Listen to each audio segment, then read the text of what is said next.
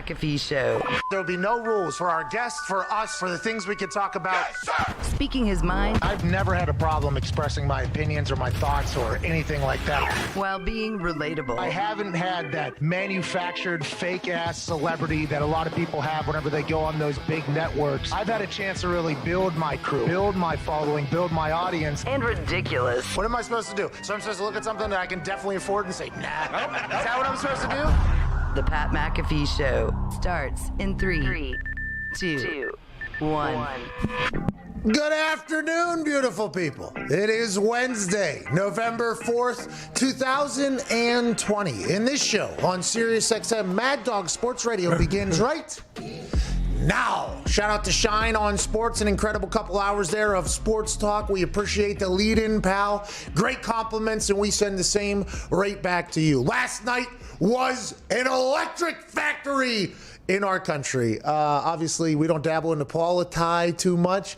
Last night, I think the entire world was, dialed in to see what was going on in our country. And here we are at 12:03 Eastern Standard Time. And I don't think anybody has a clue what the hell happened yesterday. Nope. I believe this is probably going to carry on for a couple more days, maybe months, depending on which Twitter stream you listen to, who's pissed off about what. But I will say this before we dive into the sports, which is our bread and our butter. Hell yeah. I would be remiss not to say that these three sons of bitches last night had an amazing night. There was 3 humans operating last night on a map that was looking around, diving into counties, diving in and zooming in, giving us exact numbers on what's happening where. It was these gentlemen. There was one on CNN. There was one on MSNBC. There was one on Fox. The man on CNN's name was John King, was Diggs' favorite earlier. Yeah.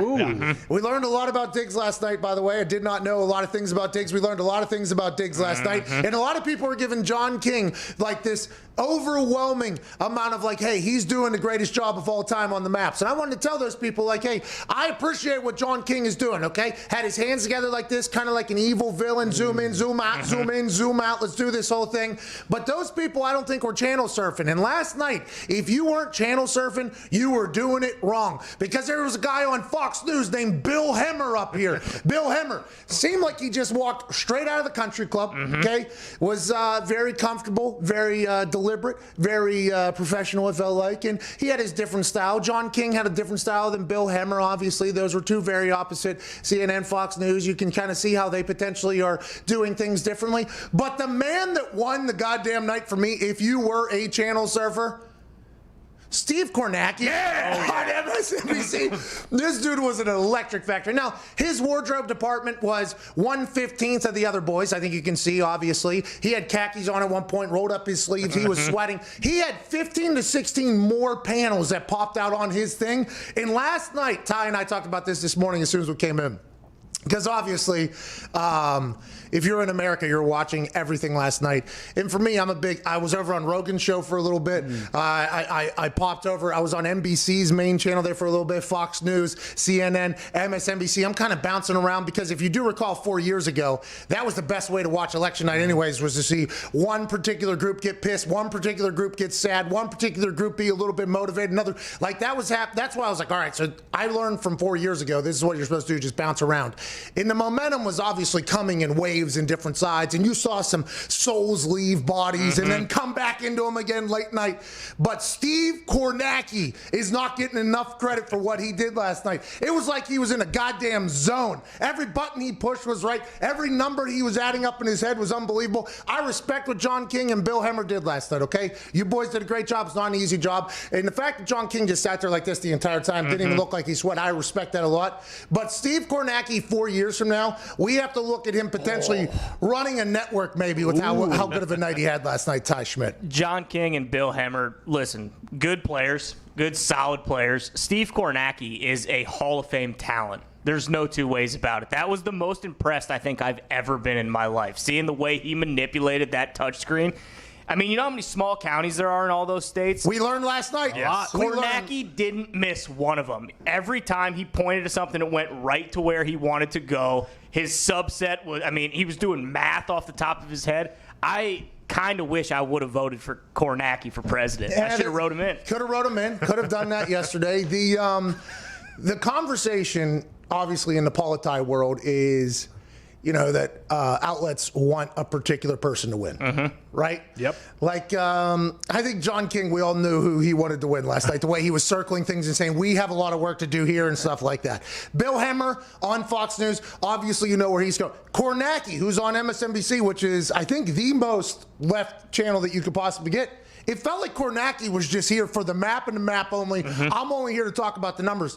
And I think that was the most impressive thing is like, hey, there's no spin coming from this goddamn guy either. He's just zooming in. He had this one thing pop off. The map was here. 6 different panels popped out for like the last 10 elections or whatever. X out, let's zoom in on this one. Boom, slide that in. Boom. It was awesome watching that guy work. It was unbelievable. And all that was for naught because nobody has a fucking clue who's going to be the president. Son of a bitch. But now we talk sports. I just hope everybody got a chance to enjoy it. I mean, everybody on my timeline was hammering alcohol. Okay, I guess it was a big drunk fest last night. A lot of people were I saw a couple people smoking like entire packs of cigarettes and stuff. Yeah. It was very stressful, and I can understand that's the real life, but for me, because I'm such a smart ass, I'm just like automatically well, who's doing better here? I just start judging the map workers because I'm so intrigued by it. And I think they stole the show. Congrats to them. Yeah. None of them will be president, and we don't know who will be. But I was happy to be introduced to all these guys. So all the boys that are here, at Tone Diggs is here. We learned a lot about Diggs last night. Big John King guy, found out on his Twitter. Not a big politi guy, but last night you dove into it. The football world, we got some updated news and breaking news too. It's like tomorrow night's Thursday night game. Everybody thought the Packers were potentially going to be the COVID problem. Turns out Niners got a COVID problem this morning. They're supposed to play tomorrow. What's going to happen, Diggs? Nobody knows. It's 2020. Yeah, and if they do play tomorrow night, hopefully they do. We've had test day of or day before, and they've played the game before, so we'll see what happens there. But Kendrick Bourne is the person on the 49ers who I guess tested positive today. And now that he's out, not one person playing tomorrow night for the 49ers is someone that touched the ball in the NFC Championship game last year. And everyone is out. Nobody is guaranteeing that the Packers are going to get a win. And nobody knows if the game's going to happen. Yeah. Right? Nobody knows if the game's going to happen. I guess the Packers have no more positive tests after A.J. Dillon went to birthday with his girlfriend. And then he played an entire game with COVID or COVID positive test. And then Jamal Williams was a high risk close to this, so he's out. But other than that, no other positives. Niners have positive this morning, so who knows who else contact tracing is going to be out. Tomorrow night's game, big question. It's in San Francisco, by the way, which I think is the most lockdown stadium in the entire NFL right now, right? I mean, Al Michaels, Chris Collinsworth, they wore a 2-mask during the thing or whatever. I had to. Big excited to see how Thursday night plays out. We'll talk about that throughout the day, but it does seem like COVID's inching its way back into the NFL a little bit. At Boston Connor, you feel the Patriots are going to make the playoffs? Interesting. What are your thoughts on tomorrow night's game? And also tonight, there's a little action, pal. I don't know if you're going to get loose in there. I'm going to stay away from college since I've lost about $10,000 betting on college football. But for tomorrow night's game, I just don't see how it's going to happen. There's just no chance. It's California. It's not happening. Gamble responsibly, by the way. Yes. Should I definitely say that. It's on him. He makes very dumb bets. That is 100% his fault. But you're right. It does feel like if there's COVID potentially popping up, California would be a state that would potentially say, you're not coming in here. The Green Bay team has it. It'd be very interesting to see if Thursday Night Football happens. If they move it, is it going to Sunday? Is it going Monday? Is it going Tuesday? Are we going to have to reshuffle? What's going to happen? And will this enact the NFL's potential plan of having 16 teams in the playoffs as opposed to 14, which is what it was supposed to be as of this year? Will they add another team in each division or in each conference to make this whole thing possible? And if you're a Patriots fan, you're just hoping that somehow COVID weasels its way around the NFL so that you could potentially slide in the back door. I mean, I wouldn't mind it, but I think if we do have to solve some problems here, like you guys said, I think we should just bring in Kornacki. The NFL just bring him in, have him decipher a few things. Where should we play? When do we do it? And he'll figure it out. Yeah. Steve Kornacki should be doing a lot more than he's doing right. He really should. You know, listen, shout out to Bill, okay? Shout out to Bill. They did great. John King, great night, okay? You did your thing. I appreciate what you guys did. But Kornacki looked like a mad scientist at points last night, sweating. The sleeves were rolled up. He was diving potentially into the states through the map and telling things that was going on. It was amazing. I mean, I fell asleep, obviously. Okay, I fell asleep during Monday Night Football in fourth quarter as well, so I apologize to the politics people that I fell asleep in the middle of your big Super Bowl or whatever. I did it for our sport as well, if it means anything, because the time zone change or whatever. But I woke up this morning, and my first thought was, how's Kornacki doing? Yeah, You know what I mean? exactly. And turns out they put his ass back on TV this morning. They put all three of them back on TV this morning. It's like, yo, I just pitched the perfect game last night. All of a sudden, next morning, because we don't have any answers, let's put his ass back on TV. It's like, whoa, whoa, whoa, whoa, whoa. Let Kornacki at least have 24 hours to fucking celebrate what he did last night. Maybe get the guy a cup of coffee or something, for Christ's sake. All three of these guys I saw them until at least 3:30 in the morning on their respective channels, and they were all three back on their channels at like 10:30 this morning. I guess this has happened in where there's a delay in figuring out who the fuck won thing for the president. Which, honest, I'm telling you this yet again. We know we don't know what we're talking about here. We are just observing and reporting. The fact that they put them back out there this morning, they trotted them all back out there. Oh, yeah. They trotted them all back. John King's back out there this morning. Bill Hemmer's back out there on his map this morning. And Kornacki is on his map this morning. And it's like, yo, these guys just pulled an all-nighter here, breaking down things that I don't think we expected. And they're expecting to go out there and have another game. It's like, hey, doubleheader, boys. Here we go. You got two Super Bowls, pal, in the same damn morning. Hopefully Kornacki will be able to get back into the zone that he was in last night, because this morning he stumbled out of the gates a little bit. Well, it's not fair either. I mean, they're not letting him actually go to the board and kind of dissect the counties and the states like they were last night. I think they realized, like, hey, Kornacki, you stole the show last night. We can't have you doing that again. Like, the election matters. Oh, you think that his contract's potentially up? This is like a Marshawn Lynch on the goal line in the Super Bowl. Yeah. Don't want to pay him. Yeah. Because Kornacki's price just went up. Skyrocketed. His price just, there's already an article in I bought his book this morning. We're the dumbest. I tried to watch Rogan's stream last night. Oh, yeah? How's that? It wasn't bad. It wasn't bad, but they didn't have any of the map. They needed a map. They needed a mapper. They needed a mapper over there. Like, I love when Rogan speaks, obviously, Tim Dillon, very funny, and they had another guy on there, and, numerous people. But as soon as good conversation as I was listening. Rogan always has great conversation with people. I'm listening. I'm like, I fucking need the map guy, dude. Yeah. Need to have the map guy. You need a map guy in there. And it was electric.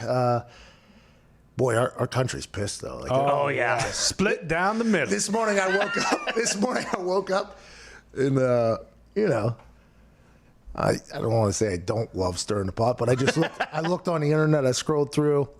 This person hates this person. On the complete opposite side, this person hates this person. I just gave a little, good morning, beautiful people. How's everybody doing today?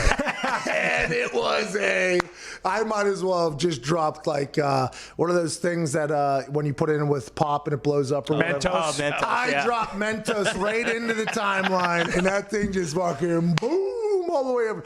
I was called immature for even asking that question. Oh, come on. Come on. We're just asking people how they're doing. I almost got canceled last night, by the way. And this is the closest I've ever been to canceled. And yesterday we had a conversation with Anthony Gonzalez, former teammate of mine. Great guy. And to be 100% transparent, I did not know what political affiliation he was until we posted about him on the Twitter feed. We posted a clip, and then people just came in, obviously burying him because he's a Republican, which, by the way, I did not know. I had no idea. So last night he wins, okay?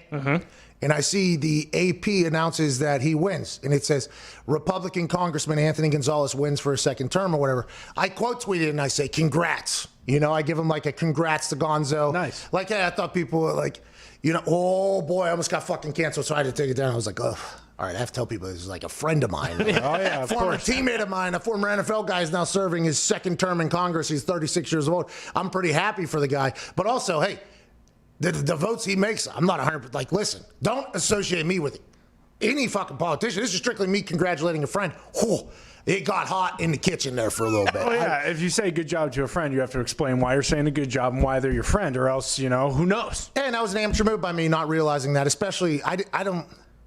See, this is me once again not understanding truly how, emotionally vested old Politai is. Yeah. Because I don't know enough about the world. Boy, my sports Twitter, awesome. Last night, sports Twitter became Politai Twitter because the whole world became it. I did not know everybody wants to kill everybody. Like, yeah. It's going to be like that for a while now, too, it seems like. It's a big EKE country right now. Everybody kill everybody. Yep. Well, the good news for us is we're just going to be We're just going to be dumb and talk about sports. Today we got Dalvin Cook joining us in about 9 minutes. Can't wait to chat with him. He just got off of a 226 total yard game against the Green Bay Packers. Beat them by himself. He's been on the show before. Good conversation. Can't wait to chat with him. Obviously, things aren't going great for the Vikings this year. Who knows why? Not him. He just had 4 tuds. I can't wait to chat with him about that. Jason McAfee's here in the back. Evan Fox, in a wild turn of events yesterday, drove back to Michigan to vote. Yeah, wow. He did. Hero mode. Wow. Foxy. He's a hero. Proud of him. Hey, that's while we were watching last night, too, and Michigan was becoming one of the, you know, you wanted to zoom in things. I was like, good for Foxy going back there. So I don't know. I think he'll be there today, maybe tomorrow. Not 100% sure. Happy for Foxy, though. And that's what, that's what our show's all about. Yeah. So today at Viva Lazito is cutting cameras, and if you're watching on YouTube, he's already made about 8 to 9 mistakes, but that's just because he's trying to figure it out and feel it out. Ain't that right, Z? Oh, yeah. You know, I'm figuring it out all as we go, but I think we got this. As he looked to the side and where am I? Very, very confused. I pressed the wrong button there, maybe. Yeah. Hey, you're doing a great job, Z. Thank you. Hey, you have a poll out today. So Zito is pulling like 6 different jobs right now, okay? He's doing Foxy's job cutting cameras. He is also putting out his big-ass poll. Zito, what's the poll for the day? Today is, will the 49ers and Packers play tomorrow? Nope, 63.3%. Yep, 36.7%. I did that wrong. No, you did good. Zito, you can do it. You can do no wrong today, by the way. Nick and Gumpy are back there. We can't thank you enough for joining us today. We'll do some phone calls. We got some mid-season awards to give away. Yeah, I mean, we got some big things popping off on this Wednesday, November 4th. And, yeah, like, I want to let everybody know, no matter what happens here, like, hey, we're just going to go on here, okay? The spirit of the human is much more powerful than any spirit of government, no matter who's in the government world. Hell yeah. Hell yeah. You got people from both sides saying the world's going to end if the other person gets voted in. Guess what? People have been saying that for the last 50 years. But what has America done? Fucking survived. That's right. Strive on. I don't know who's going to win. I don't think anybody does. I didn't know who was going to win going into it. I don't think I ever did. But I think everybody on earth needs to realize that we're all in this together, baby. Yep. Put your swords away. Okay? At some point, you have to look at somebody who maybe disagrees with the way you view one of the key pertinent topics and just say, hey, you're a fucking stooge for that, but let's move along. Bingo. Okay? I don't need to kill you. They were boarding up Indianapolis getting ready for a goddamn war because they didn't know what was going to happen last night. We can't have that happen in every single 4 years. That's not what this is. Nope. You're allowed to disagree with people. You're allowed to think people are stupid. I do that every day with Connor. Yeah. I mean, literally every single day, there is a person that I disagree with on a lot of different occasions who we just work. That is what our country is, by the way. We're a melting pot of people with different opinions and different backstories and maybe different reasons for believing in different things. And that's completely okay. But boy, if you look at any Twitter, everybody can get, like anybody can get killed if you disagree with people now. Oh, yeah. And it's a wild time to be alive. And that'll be my last little soapbox thing. But just know it's okay to disagree with people. Yeah. Like, it's okay. But you don't have to, like, you know, kill them. No, you don't. Listen and disagree. Country was raised on disagreements. Yeah. Amen. You ever heard First Take? Country is born off of that. 20 minutes into this first hour on Wednesday, November 4th, we got to get to a break. We'll be back on the other side with Dalvin Cook of the Minnesota Vikings. Yeah. Cannot wait to chat with him after his 4-touchdown game against the Packers this past weekend. 226 total yards. At what point, Dalvin, do you know, like, hey, can't stop me today, and this is going to be a career day, and I'm probably going to make a lot of money today? First touch. Yeah, was it like jogging on the field he knew? Was it as soon as he touched the ball, gone, nobody touched him? He's like, oh, this is going to be a pretty easy day here in Lambeau. That's what we'll talk to him about. And also what's going on in the Vikings organization. Dalvin Cook joins us on the other side, plus your phone calls, 1-888-MAD-DOG-6. Hey, remember, we can disagree. We don't have to kill each other. Yeah. Nope. Hell yeah. But we can all agree on John, Bill, and Steve fucking crushed it. Yeah. This is the Brad McAfee Show, Sirius XM, Channel 82, Mad Dog Sports Radio.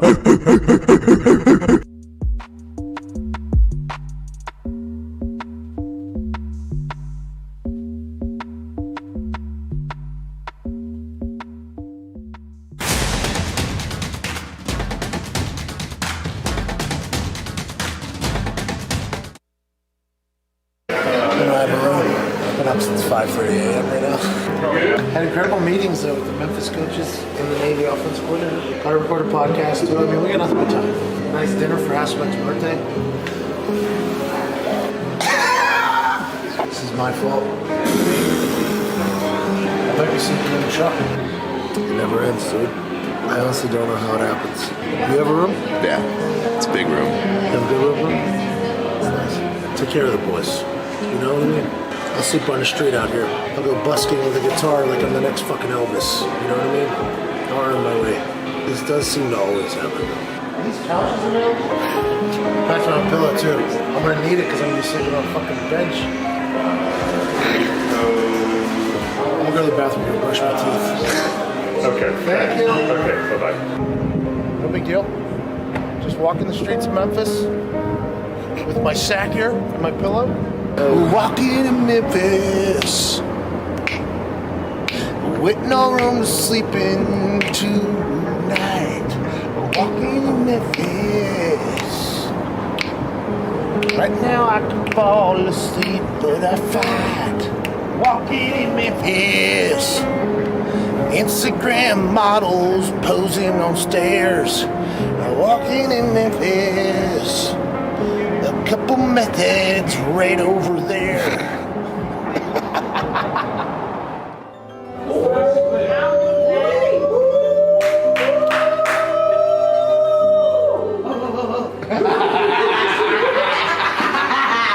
My last hotel didn't have a room for me. Baby, we have a room for you. Come on. Hold up. Do they set up a room for you here already? I found you, baby. I got you. I got you. I got you today. Appreciate that. Today is hour 14. Y'all take care of Patrick, all right? Boys, huh? King of the castle. Look, a view of the pool. All right, so now I gotta go to a production dinner and then record a podcast. Let's go ahead and do this. Just going, dude. I mean, honestly, today's tomorrow. Tomorrow was yesterday. You know, it just all kind of runs together. It's kind of a long walk. Are you kidding? Yeah, this is a palace. This is like two bathrooms. We're going all night long.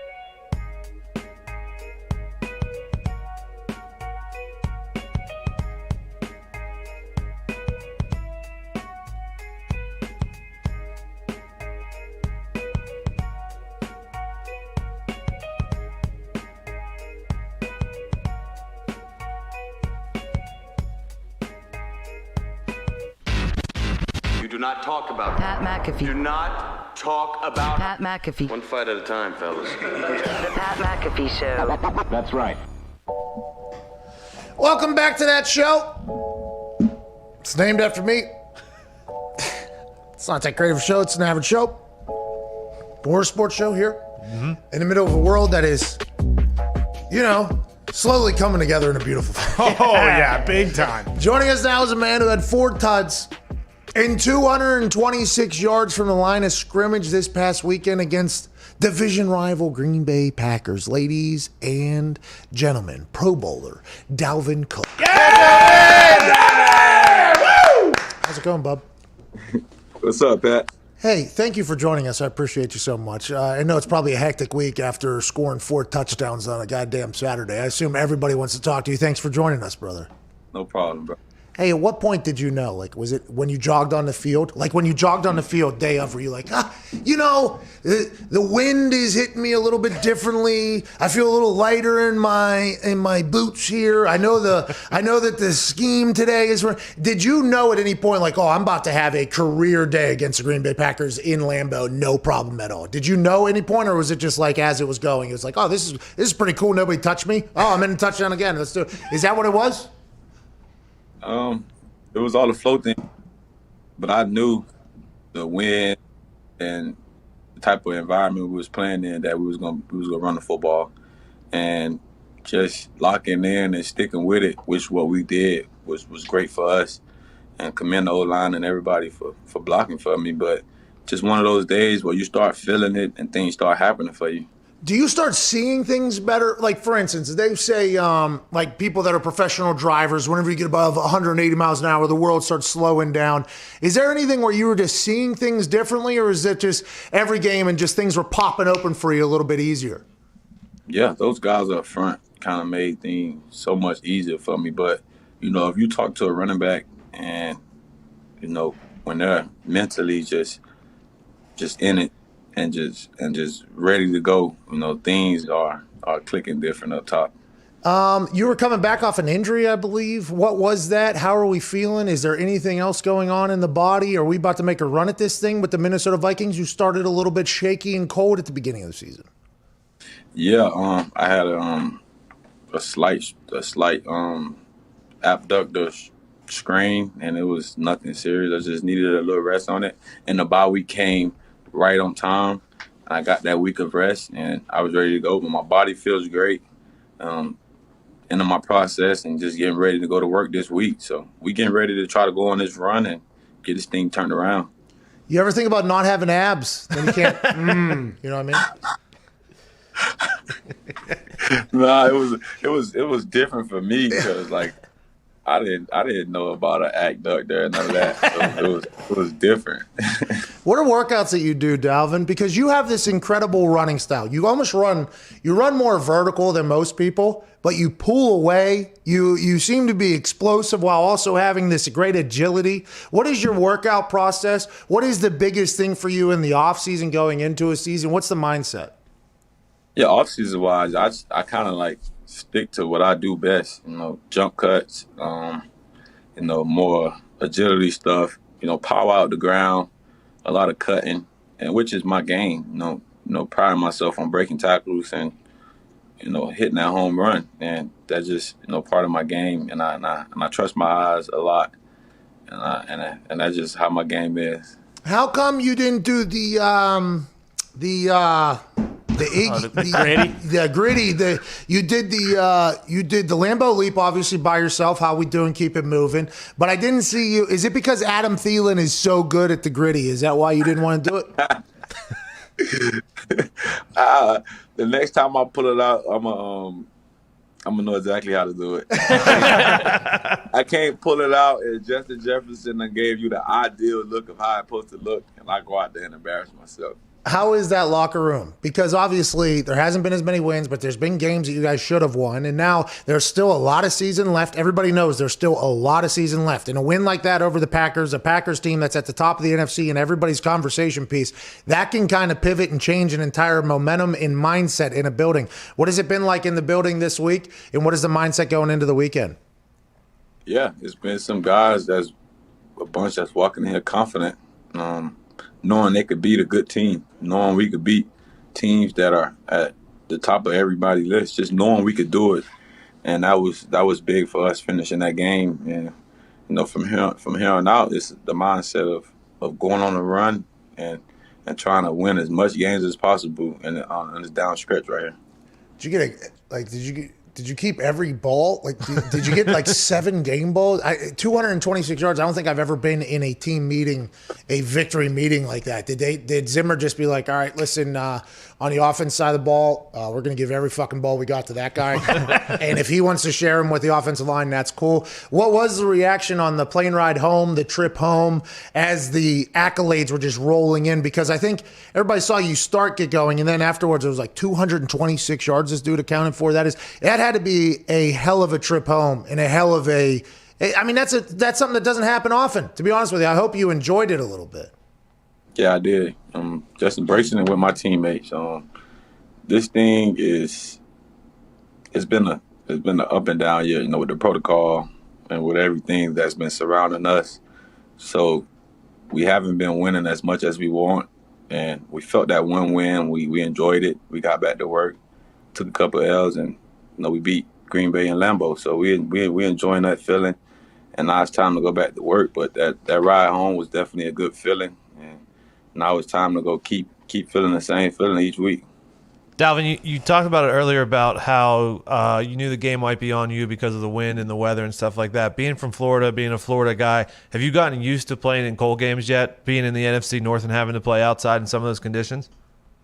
Yeah, credit that to Coach Zim. No, I never understood us practicing outside in 20-degree weather. But it pays off. It definitely gets you ready for a game. And I was in the game. I was actually kind of enjoying it, just being out there in the cold weather, no sleeves, just enjoying it and having fun. And I credit that to the coaches around here for putting us in that scenario before we even got in it. Hey, Florida boys are mocked for being soft in the cold, though. I mean, that is. Hey, you know how them Florida boys do it whenever it gets a little bit cold. They turn it off a little bit. They're softer. They turn it off.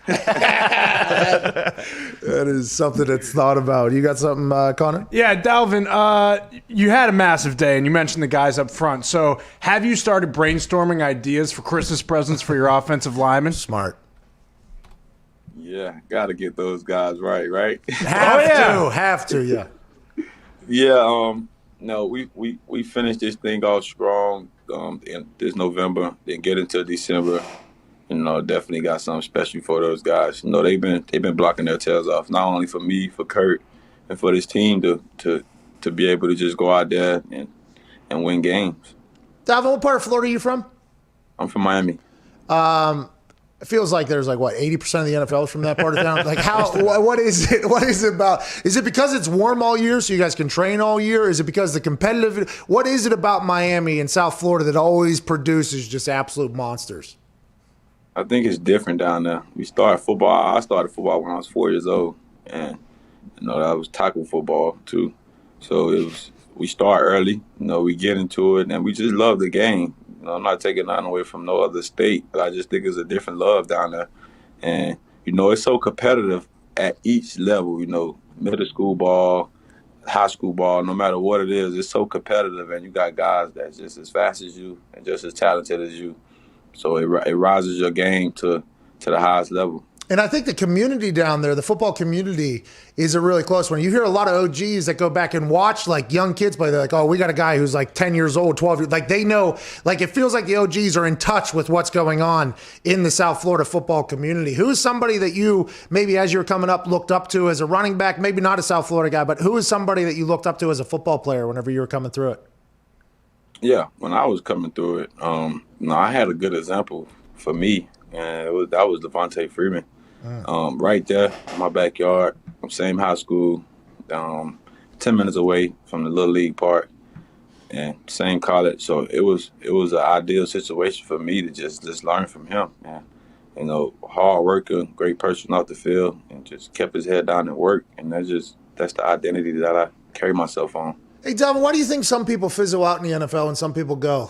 This is something I've tried to talk about on the show, is because people ask me why some punters are good and some are bad who all have strong legs. Why does this kicker get hot and why is that?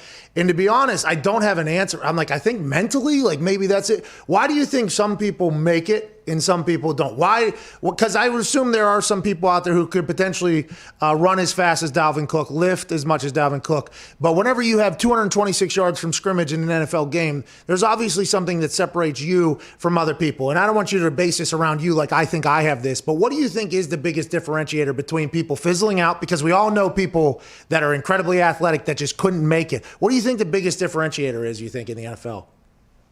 Yeah, I think just trusting who you is. My game is different from any running back game, and I look at other running backs and I learned a lot from them. But I also know who Dalvin Cook is, and I think people sometimes get steered away and see other people doing other things and try to make it to that's who there is, like that's who they want to be. So like I'm Dalvin Cook, and I stand on that, and I know the type of game that I play, and each week I trust my process of getting me ready on Sundays. And you get some guys that, take losses to the heart and don't trust their process, and take wins and don't trust their process. Win, lose, or draw, I got the same process of how I get ready on Sundays, and just being Dalvin Cook is what I stand on, and I think some guys steer away from that just by watching others, be successful. Always be yourself, unless you can be Dalvin Cook. Then, then you be Dalvin Cook if you can. Before we let you go, and we can't thank you enough. You're in the middle of a workday joining us. Do you have like any weird diets, or do you get like acupuncture or any of that type of? You do the acupuncture, yeah. That's what you just big yes. Any other things that we should know about to maybe make me a better athlete? Yeah, if you're trying to come out the booth, Pat, I got you. Yeah, my diet is, I got meal prep, not none specific on each day. Whatever my chef throws at me, he pretty much know my weight. Acupuncture, yeah, I do that probably twice a week. I get my massages same way. And I just pretty much try to stay ahead of the curveball. Early in the week, I try to get on my cardio as much as I can, because on Wednesdays and Thursdays, I'm out here flying around in practice, pushing myself like it's game day. I'm getting game reps, Wednesdays and Thursdays, and it's the same way on Friday, and I kind of shut it down until Sunday. So, that's my week. I think being disciplined with your routine is a big deal. I think that's what I've learned from the people who are at the top of their professions. It's like, it's a very disciplined, like, hey, this is what we do. This is the schedule. On this day we do this. On this day we do this. Then the outcome is this. And it's like it's a routine-based thing. Last question before we let you go, and can't thank you enough for joining us. A.J. Dillon of the Green Bay Packers tested positive for COVID and played the entire game. Okay, so now Jamal Williams is out because it was close contact tracing and all that. And there's stories floating around on the internet that A.J. Dillon, he went to dinner with his girlfriend. Terrible human, by the way. Should not, absolutely terrible human. Should not go to dinner with his girlfriend on her birthday or whatever. So, have you guys been asked, or have you been just under the assumption that you just have to go home and go to work and go home and go to work? Like, is that kind of the mindset on how the hell you get through a 2020 NFL season with all this COVID? Because COVID could be anywhere. That son of a bitch could be under your bed. You have no idea. Is that kind of the mindset? Is just like, well, I go to work and I go home. I go to work and I go home. And how hard has that been mentally on anything? Or is it just like it's a part of your routine now? Yeah, that's pretty much what I took from the protocol day one. And it was like, stay away from large groups, large crowds, the restaurants and all that stuff. And that's pretty much, what we do. Sometimes we go to dinner with your girlfriend, your wife's, you just try to get away from the game and ease your mind. But now the protocol changes every week due to, guys getting it. So what I pretty much took from it was that, just practice, home, back to practice, back to home, travel if you got to travel. And that's about it, man. It's just pretty much like we in the outside bubble, and you got to conduct ourselves like that to keep people safe. And I think that's pretty much the key taken from it. Practicing back home. Hey, Dalvin, it's going to take all of us, man. Yeah, it's going to take all of us. We appreciate you so much. Keep crushing it, okay? Tell all the boys in the locker room we appreciate them. And hell of a day, man. You'll remember this forever. I hope you do at least. That's an incredible accomplishment, especially in Lambeau on the road. Ladies and gentlemen, Dalvin Cook. Yeah, Dalvin! Appreciate you, man. Yes, sir. South Florida guys, with in any word that starts with ST, they replace the T with a K, and it is awesome. Love it. Yeah. Hey, I just go straight to it. You know what I mean? It is. That is one thing I do miss about the locker room being in is the dialect and the lingo coming in from all the different places is. Whoa from Louisiana. Whenever that came into my life, I was very intrigued. I'm like, we just say whoa after everything? And what? Oh, not you. Okay, that's okay. Hey, sorry, Will. I'll keep that's great. You know what I mean? Let's go to some phone calls. Dalvin Cook. Hey, you go to work, you go home. Okay? Yeah. Dalvin Cook plays for the Minnesota Vikings.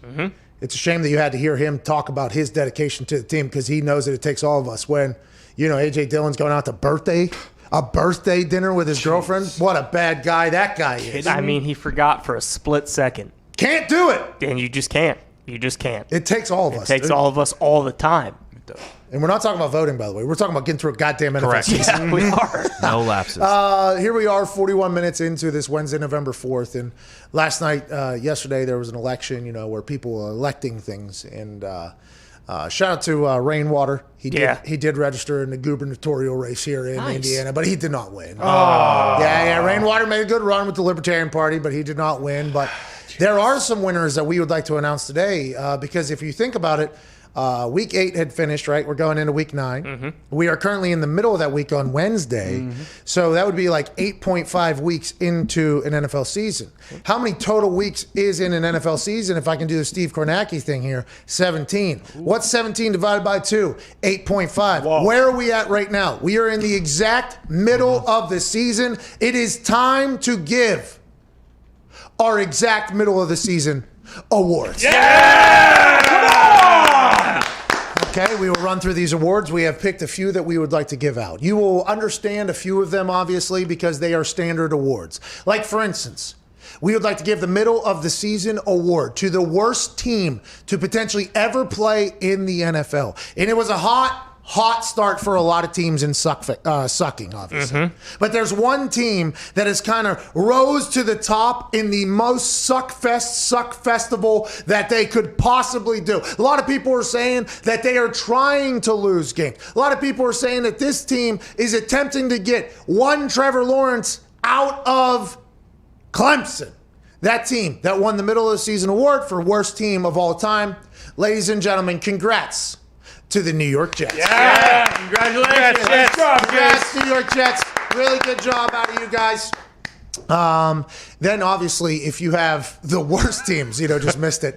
If you have the worst team, you have to obviously have an award for the best team. Ooh. And the best team, if you go into this season, you think, you know what? The reigning, defending, undisputed Super Bowl champs who somehow signed everybody to their team that was up for contract negotiation. Chris Jones, back. Travis Kelce, back. Andy Reid, back. Sammy Watkins, back. GM Veach, back. They paid Patrick Mahomes $500 million. That team was definitely on track to win the exact middle of the season Pat McAfee Show award for best team. But what they ran into was potentially a lackadaisical evening against the Oakland Raiders. Yeah. Mm-hmm. So us being a legitimate organization with legitimate awards that would like to be taken seriously, we have to take that into account. We can only give it to the only undefeated team. Congratulations to the Pittsburgh Steelers. Yeah! Wow! Congrats to the Pittsburgh Steelers. 1 year removed from having a duck play quarterback and a quarterback who's got his helmet taken off and beaten head with it by another grown man. The Pittsburgh Steelers now are undefeated. The defense is flying around making plays. I think they're the only defense in the history of the sport or something to have like 3 sacks and a turnover in every single game, basically, for 7 straight games. They're 7-0. They had an early bye week. Will that hurt them in the long run? Will they be able to withstand the pressures of a long NFL season with no bye week in sight? Will Ben Roethlisberger's new elbow, that is very fresh with new ligaments and no longer meat-beating situation happening, will he be able to maintain the level of football that it will take to get to the mountaintop? We have no idea, and that's not what this award is. This award is strictly on this Wednesday, 8.5 weeks into a 17-week season. The best team in football, without a doubt, is the Pittsburgh Steelers. Congratulations to Pittsburgh Steelers. Let's move on to our next award, the Stooge of the season. Now, when you think of Stooges in the NFL, boy, a lot of names pop in your head. You start thinking of refs. Maybe back in the day, you would think of Alberto Riveron before we learned that Alberto Riveron was set up to fail basically by the NFL. And I feel bad for everything I said about Alberto Riveron because Alberto Riveron was in a situation where he was being tasked to do things that just wasn't making common sense at all. He was a fall guy basically for the pass interference review rule, getting taken out of the game because of how bad he did it. But it really, the NFL asked him to take it to a different standard that just made no sense. So I would take Alberto Riveron's name completely out of the Stooge conversation. I hope you will as well. Then obviously there's Adam Gase. From the beginning, he was signed as a New York Jet head coach. That press conference with his big ass eyes to how everything has kind of unfolded since then. You would say Adam Gase was the favorite going into the season to be the Stooge of this NFL season. But no, my friend. A man came out of his basement in Wisconsin to become the head coach of the Dallas Cowboys. Ladies and gentlemen, Stooge of the year, 8.5 weeks into this 2020 NFL season. Congrats, Mike McCarthy. Yeah, Mike! Big Mike. Big Mike. Mike McCarthy looked like he forgot that he was in the NFL there for a few weeks. It looked like he had his headset on, but nobody was listening or talking to him. He was wandering the sideline. Nobody would talk to him. Nobody would listen to him. It didn't even feel like he was even saying words at certain times. His locker room turned against him. They started leaking information 6 weeks into the thing. He obviously loses his franchise quarterback, which was not his fault at all. But for whatever reason, this guy was tasked with turning around the Dallas Cowboys, making them a contender, a team that is forced on national television every single weekend and one that we would enjoy watching. But the only thing that has happened is disappointment, terrible football. The locker room's a complete toxic mess, and he's getting rid of everybody. Is it directly McCarthy's fault for being the biggest Stooge of the 2020 NFL season so far? No, it's the situation. It's primetime television every week, and it seems like everything is just kind of unfolding in front of him, and he has no idea it's even fucking happening. So that is why we had to give it to Big Mike, even though it hurts my heart because he's a Pittsburgh guy, and he might, by the way, turn the Cowboys around going forward. That is not what this award is. This award is just to tell you 8.5 weeks into the 2020 NFL season, we believe that, well, actually, the judges did. Mike McCarthy, biggest Stooge of the NFL. Congratulations. Nice job, Mike. Big old fat Stooge. Connor, we don't body shame here. What? Come on, Connor. dude. What? We don't. It's just Stooge, bro. That was the award. Was just Stooge. I combined the Big Mike with the big Stooge. You know, Yeah, but then you added a couple words added, at body shame that there's no reason to do that. Big Mike doesn't need that right now. He's got enough on his fucking plate, doesn't he? Yeah, too much, some would say. Oh, my God. No. Take it easy. Also, middle of the season award for best coach in the NFL goes to a man who gets no credit ever for anything. He just passed Tony Dungy for being the winningest African-American coach in the history of the NFL, a Super Bowl champion, a man who's not scared to talk shit. He uses massive words in a way to distract the media from asking any other questions. From the Pittsburgh Steelers, the only undefeated team, Mike Tomlin. Yeah, Coach T. Congrats, Mike Tomlin. Last year, he should have got Coach of the Year as well for leading that offense in that team that had no offense, almost to the playoffs, strictly off the defensive side of the ball. He's a defensive coach, so when you have the best defense in football, a defense that will be talked about, a defense that has been winning you a lot of your games that you're undefeated, you have to win best coach. Congrats to Mike Tomlin. Will he be able to finish it off with no bye week? His answer was, we do not care, but we will find out if his players' bodies do care, because that is a long run to go on. Congrats to Coach Tomlin. The next award is for the best rookie so far in this 2020 NFL season. And no surprise, it comes from the same goddamn team. A lot of people would say Justin Herbert should be up there for Rookie of the Year. I agree. He's played unbelievable football, okay? He got in there, obviously, because Tyrod Taylor got a golf tee shoved through his lungs 10 minutes before the game against the Kansas City Chiefs, and he's played great football ever since then, but they haven't been able to win. They've had leads of 17, and 21, losing all three of them. That has to be a heartbreaker for the Chargers fans, and you know you got a guy going forward. Joey Burrow, he's been unbelievable at football. They just pick up their first win, blowing out the Titans in spectacular fashion. He's going to be great going forward. But I think if you were to judge rookie on performance and outcome of this season, you have to go with the guy from Canada that Tony Romo so cleverly called Mapletron. Ladies and gentlemen, Chase Claypool. Yeah, Mapletron. He's currently sitting at 4 overall in the odds whenever you go to the sports books for Rookie of the Year. I think that is a good bet. He has 7 touchdowns in 7 games in his NFL career. I assume that's only going to build as he and Ben Roethlisberger continue to grow their relationship. Now, best tight end is a guy who's been on this show in the last couple weeks, scoring touchdowns every single weekend. Ladies and gentlemen, Travis Kelce. Yeah, Travis. And the last award, this is a big one now. This is an award that we will give out that nobody else. Congrats, Trav, by the way, just showed up. Congrats, Trav. And I didn't give you much of a chance, I was actually going to steamroll past it to give you the next one. The award for the exact middle of the season, Pat McAfee Show award for the coolest dude in the NFL. This one was a runaway. Okay. Well, early in the season, you ask this question, a lot of people go, oh, there's probably a lot of cool dudes out there. Patrick Mahomes, super cool dude. He likes ketchup. Yeah. Cool. Tom Brady, super cool dude. He eats avocado ice cream. Kind of cool. AQ Shipley, super cool guy. Plays center for the Buccaneers. We like him a lot. The coolest. Lamar Jackson, super cool. Super. Maybe the coolest. Kyler Murray, he seems to be playing pretty cool. Cliff Kingsbury's got that drug lord mansion that looks like he sold, I don't know, 15, 16 kilos in the morning out there in Arizona. Cool. He's a cool dude. There's a lot of cool dudes. Andy Reid, cool dude. Cool dude. But there's no question about it. The coolest dude in the NFL is a man that we've all learned about every single goddamn Tuesday, Aaron Rodgers. Yeah! Congrats, Aaron. Congrats, Aaron Rodgers. Congrats, Rodgers. Congrats on being the coolest dude in the Rodgers. NFL here on the Pat McAfee Show, middle of the season awards. We'll obviously do that next year, 8.5 weeks into the season. And that's really our only award show. We should have wore ties and suits, but we didn't know it was happening until this morning. What's going on, Toad? Since Zito can't do it, I'm monitoring the group chat a little bit, and no real complaints except for there was a couple other nominees for Biggest Stooge. Okay.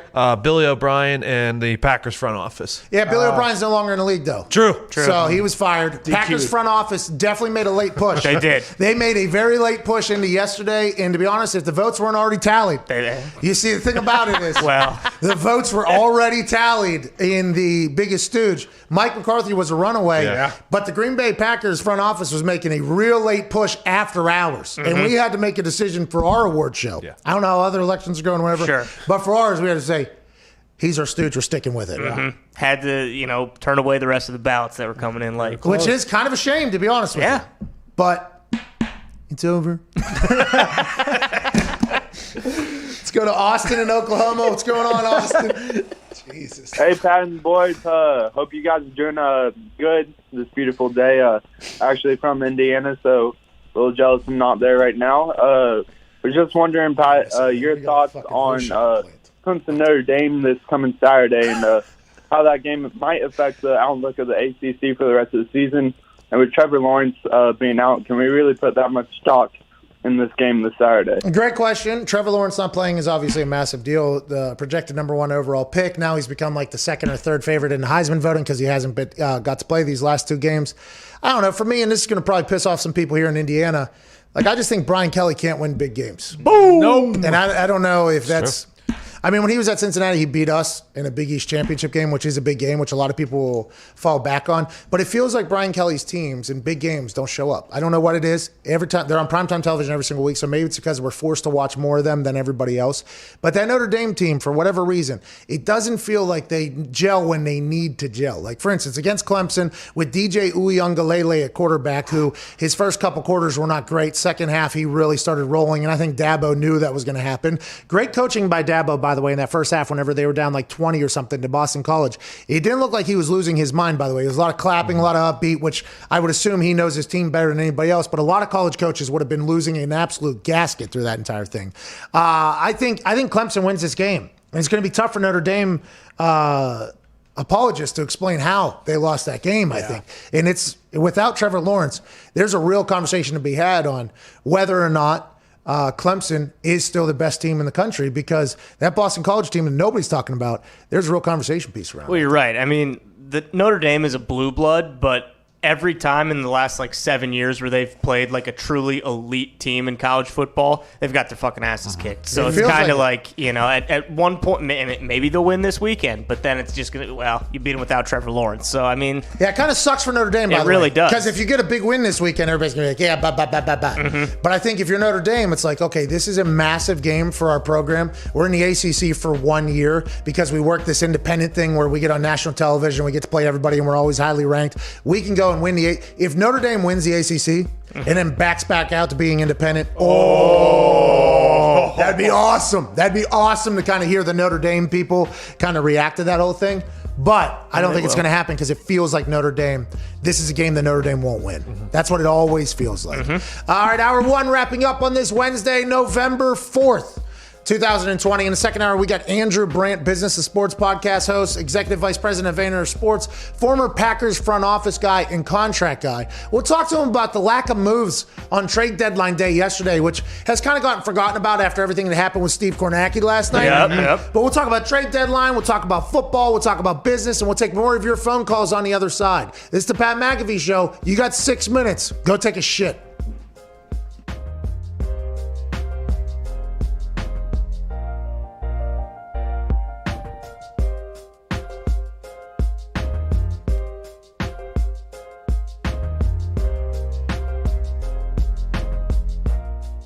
This is Remember the Titans. How's it going? My name is Pat McAfee. I do a lot of things. Today I am a professional analyst getting ready for the Thursday night football opener in beautiful Nippert Stadium with the Cincinnati Bearcats here at Higher Ground. This secluded world.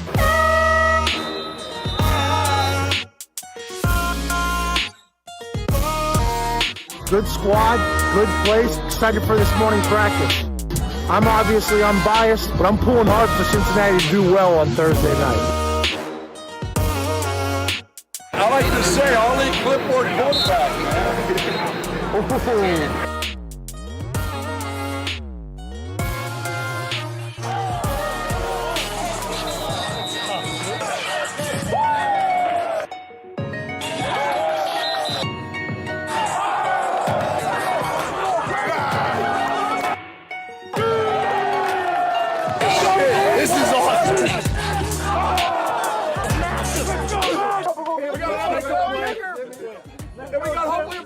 NFL kicker. Let's see what you got. Come on. This is great for the brand. This guy's an athlete. Athlete.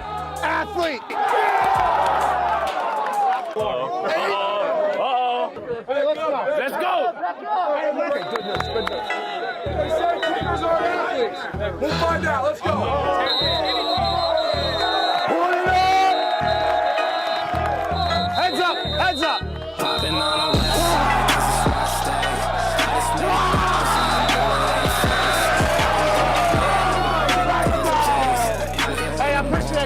Thank you so much for the hospitality. Have a great day. Let's go get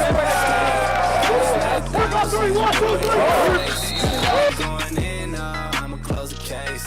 I can't wait no more, man. I gotta blow today. I'ma blow today. I ain't hearing what they say. Need a blue face. I've been caring about the race. I've been trying to eat. I need more than just a taste. Now they trying to talk. Oh no, they should know their place. Man, I'm ballin'. This ain't cap, baby, now I feel like calling. From the O, but I got the music poppin'. All the time, man, it started to get obnoxious. Now I gotta drive, yeah, I'm feeling nauseous. Gotta drive top down, then I hop out. I've been feeling hot now.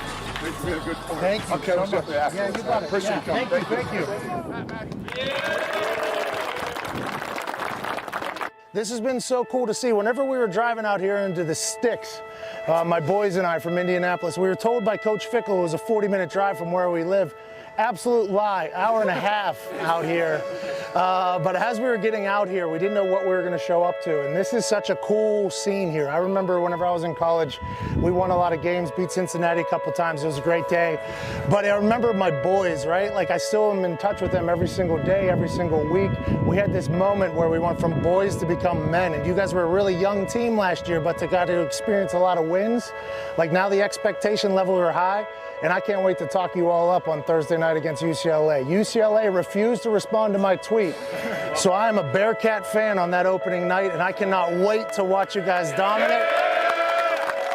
And I think this is such a cool thing. Coach, I can't thank you enough for your hospitality. I got a bunch of swag from you guys, too. This has been a cool day. Enjoy this, though. This doesn't happen a lot. Even when you get into the NFL, it's not like college. It's not like your boys. It's not like this. It's a whole different world that you'll remember forever. And I was honored to be here to watch you today, and I can't wait to watch you guys go win the thing on Thursday night and then throughout the rest of the season. Thank you so much. Cheers, boys. Thank you. Hey, 1, 2, 3.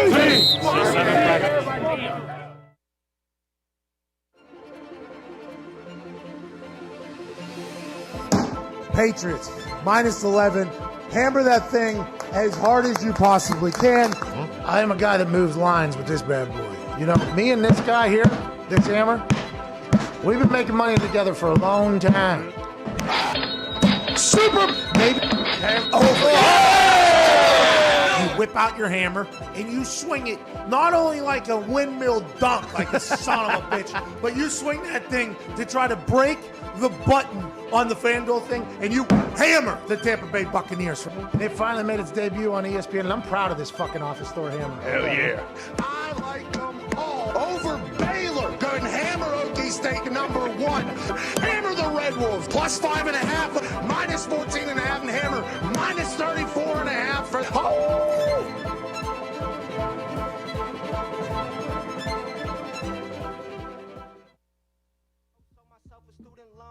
Also mental goal, plus the middle where to go. I'm posted at the row, smoking pot with Monaco. Supposed to be at home, told my parents adios. Comma closed in my checking, yeah, I'm broke. It's all good though, lately I've been on a roll.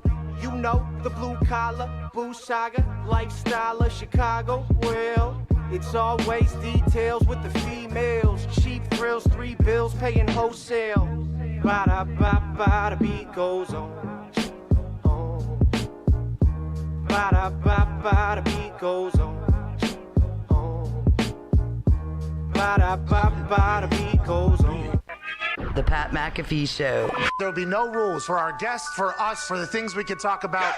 Speaking his mind I've never had a problem expressing my opinions or my thoughts or anything like that. while being relatable. I haven't had that manufactured fake-ass celebrity that a lot of people have whenever they go on those big networks. I've had a chance to really build my crew, build my following, build my audience. And ridiculous. What am I supposed to do? So I'm supposed to look at something that I can definitely afford and say, nah. Is that what I'm supposed to do? The Pat McAfee Show starts in 3, 2, 1. Welcome back. Good afternoon, hour 2 of the Pat McAfee Show here, Sirius XM. Channel 82, Mad Dog Sports Radio begins right now. Great beat drop by Twine. Our guy at Viva Lazito has been cutting cameras today. He's running the poll because our guy Evan Fox did his civic duty and ran back to Michigan to vote. Hey, Foxy. Nice job, the more and more we think about it, like that's the hero move. Especially with the way the world, the election world is kind of happening right now. That's kind of a hero's move right there. I just got a sign from Gumpy. That was a text message. And I do believe that Foxy has got back to Indiana. Oh, all right. Nice. We didn't know. By the way, I want to let everybody know the type of boss I am. He told me he was going. I said, hey, bub, do what you got to do. All right? I don't need you. You're doing the right thing. Don't need you to rush back. Do whatever you got to do. You know what I mean? Do what you got to do. Yeah. I didn't know if it was going to be 1 day, 2 days. Was he going to wait until Michigan was completely decided up there? Was he going to potentially be watching, have an eye over the Michigan results and make sure Evan Fox had a good... And I guess he drove back this morning. I told him he could be off today if he wanted to. He's potentially coming back. Who knows? What a guy. Nice. What a guy. What a kid. He's a grown-ass man, okay? You need to have a little bit of fucking respect. Well, he's younger than me. Oh, I like that. So anybody younger than you forever is just a kid? What's up, kid? What's up, kid? Yeah, you could do that to me. Yeah, see, right? It just happened right there. Let's get some phone calls here. Evan Fox is back in Indiana. Who knows if he'll be here? Fox, don't come now. If you're watching, do not come in. We will see you later. We'll see you. I don't know what to do. See you tomorrow, dude. Well, way to vote, by the way. Way to vote. Nice job, Foxy. Hey, in that state, It made a difference. every vote did count. Every vote still being counted. Still being counted. Still being counted. Where's Steve Kornacki at? Oh, man. What if Steve Kornacki last night fucking had Evan Fox's car? He's like, hey, there is a Ford driving from Indiana. It is voting in this county right here. So we'll add 1. We'll subtract 4. Boom, boom, boom. 2016. Slide it out. These fucking mappers, dude. I mean, that was Kornacki in a nutshell. Oh my God, he was in the. We talked about this earlier, and if you missed the beginning of the show, I apologize because it was maybe our best conversation, the most passionate conversation we've had in a long time. Oh yeah. We don't know much about what happened last night, but we do know the entire world was watching, and much like many people, I'd assume channel surfing was the only way to do it. I remember that from 2016. Everybody told me, like, yo, you got to bounce around. And this year, I'm like, all right, I'm going to bounce around election night. I'm going to channel surf here because you just see, like, happiness, like, complete elation. We did it. We're going to take over the world to, like, fuck. Like, we lost everything, you know what I mean? So you just bounce around. And it was very quickly obvious that when you're bouncing around, you're not looking for whose soul's disappearing. No. You're looking at a person who specializes in a craft. You're looking at a skilled worker up there. And it was John King, Bill Hammer. Big Bill Hammer. and our guy Steve. Steve Kornacki. Steve Kornacki won the election for us last night. We had Diggs was a big John King guy, obviously, last night. Diggs refused to watch anybody else whenever he heard John King and saw how good John King was doing. But these three right here stole election night. It was unbelievable.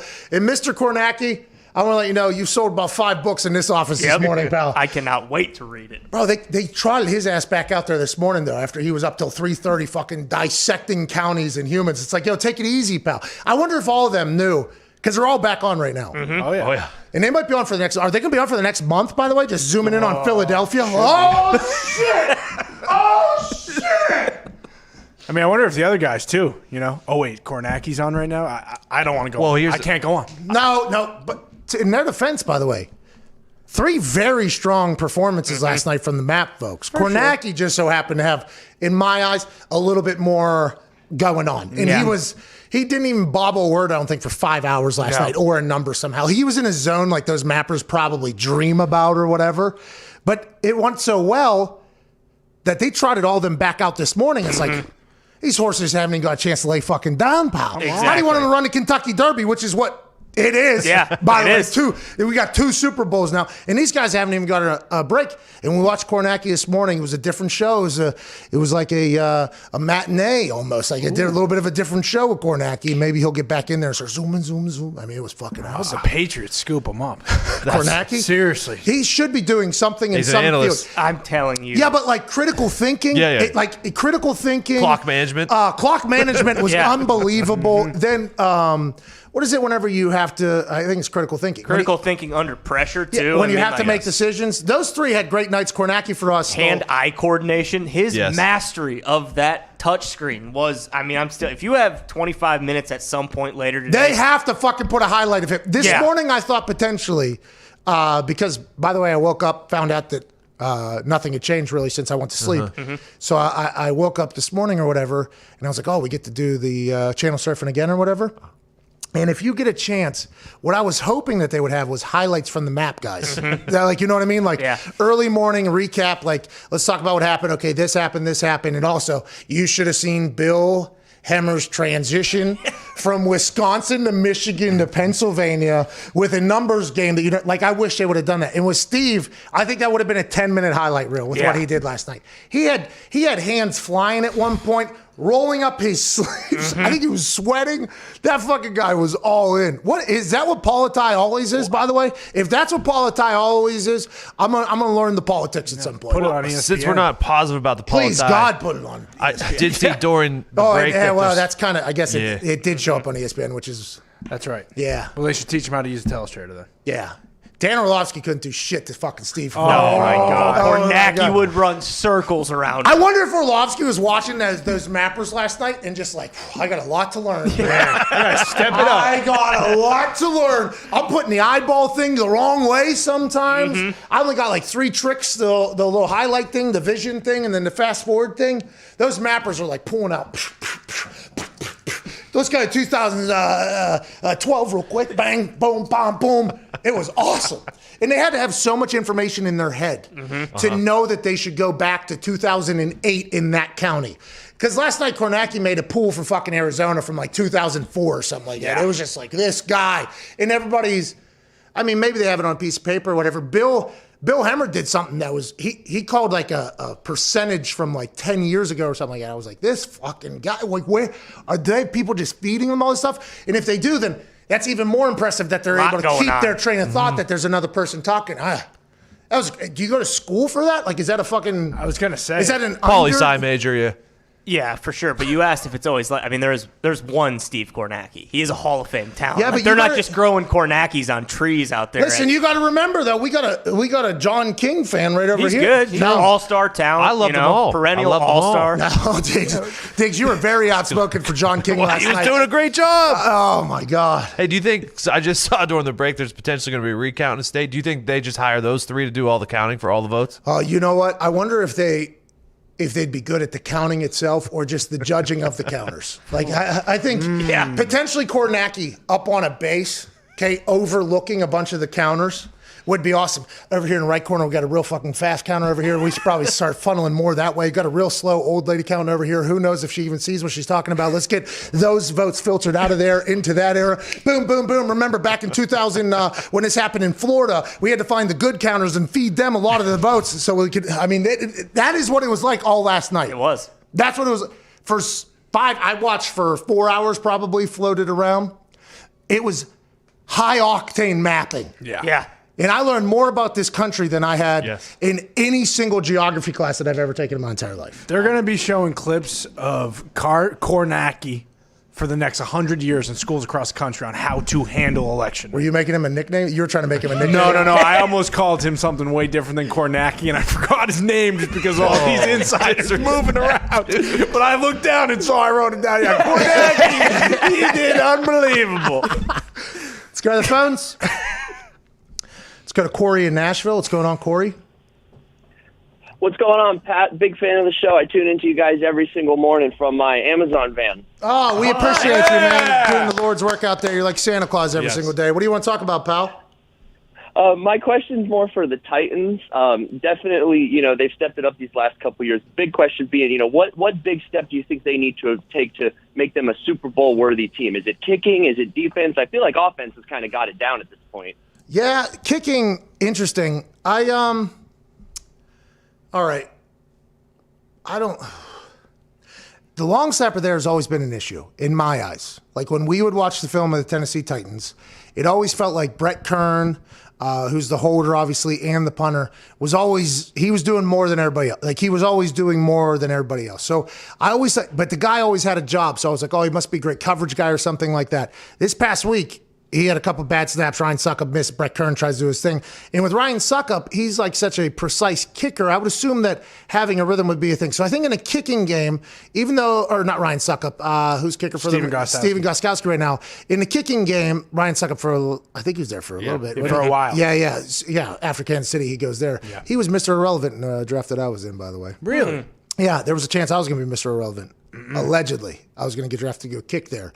Coach drafted me to punt or whatever. So allegedly. That's what an agent who probably didn't know what he was talking about told me, just to kind of get me off of his ass today, but you get it. But whenever you see like a kicking game struggle, everybody automatically thinks it's a kicker or punter. It's the entire operation. And I don't know if that's the same long snapper or anything like that, but Brett Kern is an absolute superstar, right? He's an absolute stud, holder and punter. So I don't know if it's a kicking game that's a problem in Tennessee.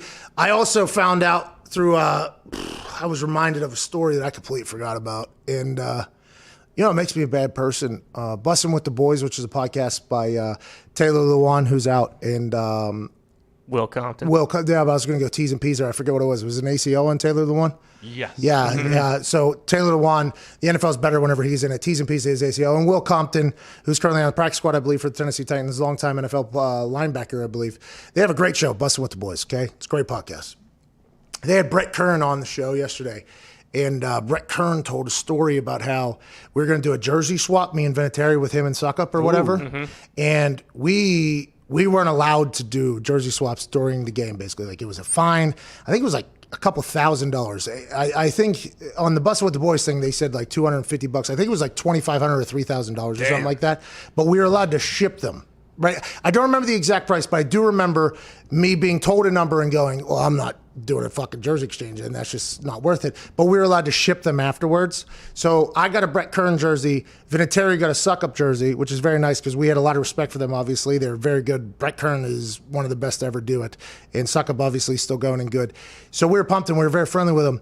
And then I guess what had happened was, you see, me and Vinatieri just completely forgot about that, and we did not ship jerseys. And I completely forgot about that, by the way. I thought me and Brett Kern, like if I was to see Brett Kern in public before hearing about this, wouldn't have even, because I have his jersey at my house. So it's like, I just automatically, you know what I mean? Like, I would have been like, oh, Brett, good to see you, dude. In back of Brett Kern's mind, he's like, oh, the fucking guy that wouldn't send me a jersey. I didn't even know. And by the way, he won't swear, so he wouldn't say that, but he would give it with his eyes. He would say it, his face, he would say that. So let me just say, big thanks to Bussin' with the Boys for reminding me of that I can make a right of a wrong that happened in the past.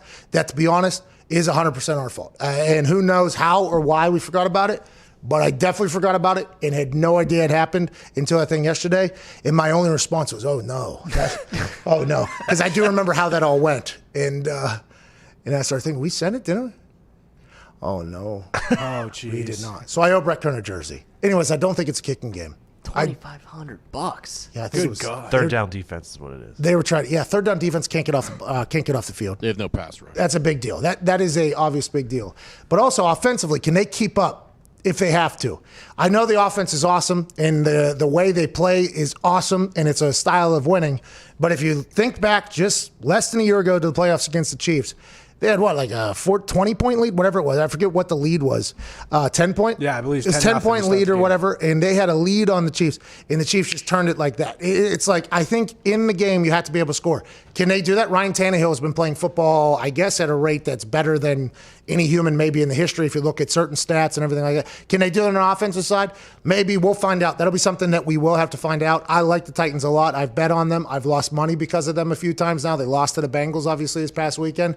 But it does feel like the defense is where it's going to have to go. But you got Vrabel over there, so you think Vrabel will be able to figure it out. But they have to get to the passer, and they have to get off the goddamn field on third down. It doesn't help, too, that their big offseason signing, aside from Clowney, was Vic Beasley Jr., and they just released him as well. I would, and by the way, when Diana Rossini put that tweet out this morning about them releasing her last night or whatever, there was some narrative in that. If you saw after what they had heard coming out of Atlanta after signing him or whatever, it was like, I didn't know that about Vic. I did not know that there was potentially some negative feelings, but I just remember him being a great football player. Now he's getting released, and in the release insider tweet, it was basically like, it reminded the world, like, oh, Vic Beasley has had two situations now where it hasn't been great. And who knows if Vic Beasley will get picked up or not. But I don't think his season this year is one where people are like, you know what, let's bring that guy in. We've heard he's great for the locker room. We don't know Vic Beasley. No. Could be. He's not Javon Wims. No. Zito, Javon Wims still a member of the Chicago Bears? Yes, he is. He's suspended for 2 games? 2 games, yeah, only 2 games. The only person we released the other day was Ted Ginn. Ted Ginn, yeah. Yeah, I saw you dancing on Ted Ginn's grave. That was weird. It was. What do you mean? Well, Ted Ginn's friend of the show, by the way. Great guy. Yep. Great guy, yeah. And Ted Ginn got... Put him in pads, though. I don't like him. Let's go to Noah in Milwaukee. Noah, get down there and start counting, pal. Yeah. Hey, Pat. Hey, boys. Just want to say big fan of the show. I watch it every day when I do my grad school homework, so thanks for that. Oh, congrats on what you get it. Which grad school are you in? I'm at Marquette right now going for my master's in school counseling. Ooh. Okay. Wow. So to be a counselor at schools, you got to get a master's in that? Yeah, if you want to be like the best counselor that you can be and just like help the most people, it just makes sense to get your master's in it. Oh, sounds good. Feels like they might have hustled you into getting extra education that you didn't necessarily need to get a job, but for you to be the best that you are, that's a good move. I like that you want to get to the absolute top. What do you want to talk about, brother? So obviously the Packers didn't make like many moves at the trade deadline. Obviously, not at I hope you're doing okay and didn't make any. Still have your bricks in your pocket, and don't want to go burn Coot's house down yet.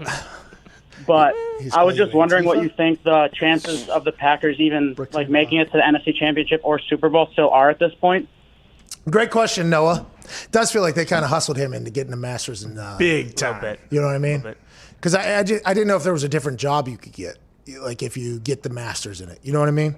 Because if you're a counselor, if you're a certified counselor, you're probably getting a counseling job, right? Yeah. If you're a master's, are you like the head counselor that counsels? Do you counselor the counselors? I mean, for maybe counseling, doing all it you're on like doing a- is telling kids how to get into college. Like, My guess would what class you need. My guess would be he'd be working at a college campus doing it as opposed to like a high school. But I don't know. So that is probably much sense. much better gig than the high school one, because the high school one is what, like let you just let kids sleep in your office. It's like, oh, you're a fuck up. You don't have to worry about it. Yeah, you just go walk down the hallway. You want extra lunch. You're cool. yeah. I assume that high school counselors are good at what I they do. had an extra lunch. Yeah, it's exactly. Some of them. I don't know. I never really had any encounters with the school counselor at all. But all my friends that did, it just seemed like my friends were winning in the relationship. Oh, You know yeah, what I they're mean? electric because they just have to listen to you and you can just ramble. I'd go to the counselor all the time and just miss class. It was a good time. Yeah, and would you get anything out of it? Like my friend No, friend got absolutely 2 not. lunches. My friend got 2 lunches his senior year out of it. It's like, what? You got to be friend with the blah, blah, blah. And I'm like, I mean, what the fuck is that person doing? you get a nice pillow and a great place to sleep. Yeah, that's what it feels like. Anyways, Packers can still win because they got Aaron Rodgers. They can score against anybody. But in their massive games, the defense is going to have to show up and be very opportunistic and create turnovers and everything like that. Who knows if they'll be able to do that? That is a massive question mark that we will have to watch going forward because it happened in the NFC Championship against the Niners. It just happened against our guest in the first hour, Dalvin Cook and the Minnesota Vikings this past weekend. In the big game, will they be able to stop somebody if they have to? If Aaron Rodgers scores 49 points and the other team has 45 points, will they be able, with 2 minutes left, 147, no timeouts, will they be able to get a stop if they need one? I think that's the massive question mark. Yeah, I mean, the season's not over. They're obviously still a good team. It's disappointing they didn't do anything, and I think it's just more glaring because when their defense plays bad, they play really bad, and they look terrible. But a lot of these games, like the Packers, if they get a stop early, they can get up on teams 21, 24, nothing, and then, you're in obviously a very good position. Well, talk to Andrew Brandt on the other side, former Packers front office member, contract guy. He's now the host of the Business of Sport podcast, and he's an executive vice president at Vayner Sports. Whoa. Yeah, that's Gary Vaynerchuk, also known as Gary V. Mm-hmm. He has a sports agency. Andrew Brandt, executive vice president there. This guy knows the business of football very well, comes at it from an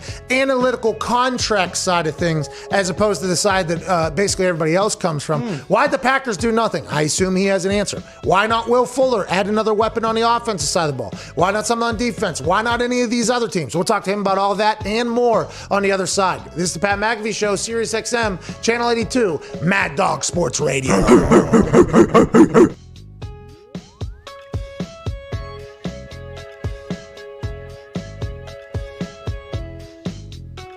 We are moments before going out onto the field and kicking some field goals to raise a crap ton of money for the kids. And I'm about to become an old man. Said I do this, then I do this, then I do this. Oh, Cuzzy. Oh, my God.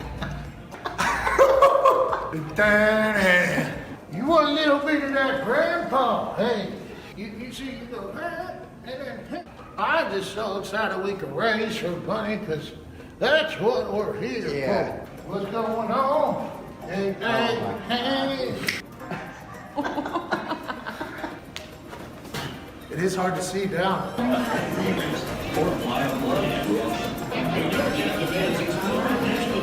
Cool, Grandpa.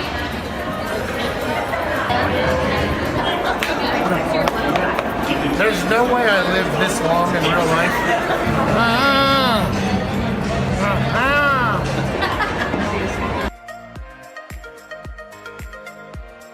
Ladies and gentlemen, give it up for our contestant and cheer him on as he attempts to raise $70,000 for cancer research. On your mark, get set, go!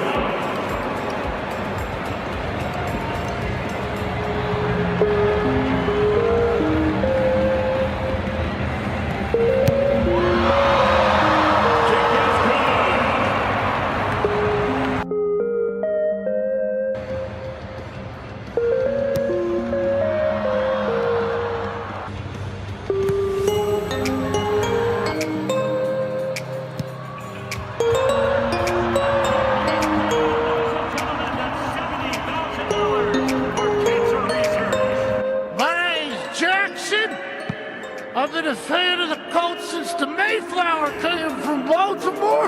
I don't know, sir. You sound a little familiar. This is the greatest city on earth. And ladies and gentlemen, it was my honor to raise $70,000 for cancer research. Sorry, I missed a couple. I'm an old man. Let's go. Let's Ladies and gentlemen, give it up for Pat McAfee and $70,000 towards cancer research. Go Colts! And the ball's leaning back.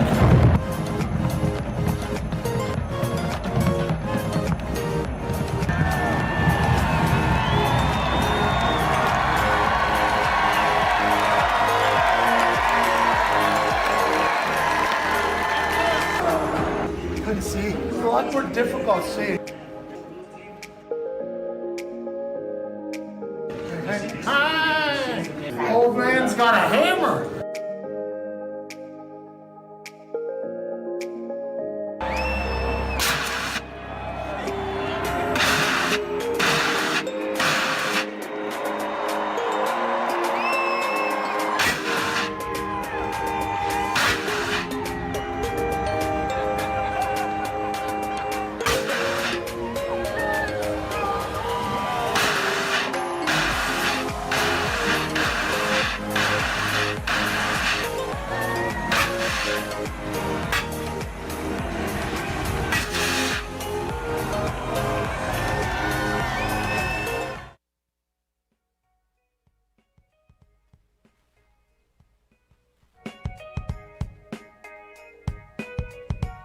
I didn't think I could continue to be an FCC regulated person without really hitting my max potential. And that's why he's with us. I love it. The Pat McAfee Show on Mad Dog Sports Radio, Channel 82. Welcome back. Wednesday, November 4th, 2020. We're talking sports. We're talking life. We're talking to the man who hosts the Business of Sports podcast, executive vice president of Vayner Sports, and former member of the Packers front office. Ladies and gentlemen, Andrew Brandt. Andrew! How we doing? Hey, not too shabby. How you doing over there, pal? You look good today. Hey, you look good today, Andrew. You know, I'm dressed up. It's my last class of the semester. How about that? Early November, because Villanova moved it up so much because they want to get the kids examined and out of there before Thanksgiving. Well, that's a great move. Education these days, getting them all out by Thanksgiving. Well, and you come in, we got no actual classes, stay in your room, and then get out of here early, but we're still charging full tuition, so we can pay guys like Andrew Brandt to teach classes that are, what were you teaching? Sports law and business. Oh, wow. Let's get into some sports law and some sports business. By the way, shout out to them having the best teacher probably in this profession that you could possibly have in Andrew Brandt. Those kids, hopefully they pass all the tests. Let's see if we can pass some tests. The Packers are the dumbest organization I've ever seen in my entire life for not making any moves yesterday. When you have a team that is this close to winning the Super Bowl, Andrew Brandt, this damn close, they do nothing. They sit on Aaron Rodgers' greatness that'll lead them to success, but never the ultimate prize. How did you see yesterday going? And am I completely wrong for saying what I just said? Hey, the whole Twitterati's coming at me like I still work there. I haven't been there in 10 years, but listen, I get it. You know, they haven't surrounded Aaron with the weapons that people know. It's Devontae and a bunch of guys people haven't heard of. I get it. And Will Fuller was right there for the taking, but here's my defense of the team you see with the helmet there. My defense is Will Fuller is a free agent. He's got 8 games left on a contract. So my thought is that the reason it broke down was not so much if they could figure out a second, a third, a fourth round pick. It's what about next year? Can we get a contract done? And now they're trying to negotiate a contract where the market, like a Keenan Allen, Amari Cooper market, is like $19, $20 million a year, when they've got a guy on the roster named Devontae Adams making $14, $15 a year. That's not going to happen. So Will Fuller's agent's probably like, hey, you want to do a deal? I'll do a deal, but it's not going to be anything like Devontae Adams.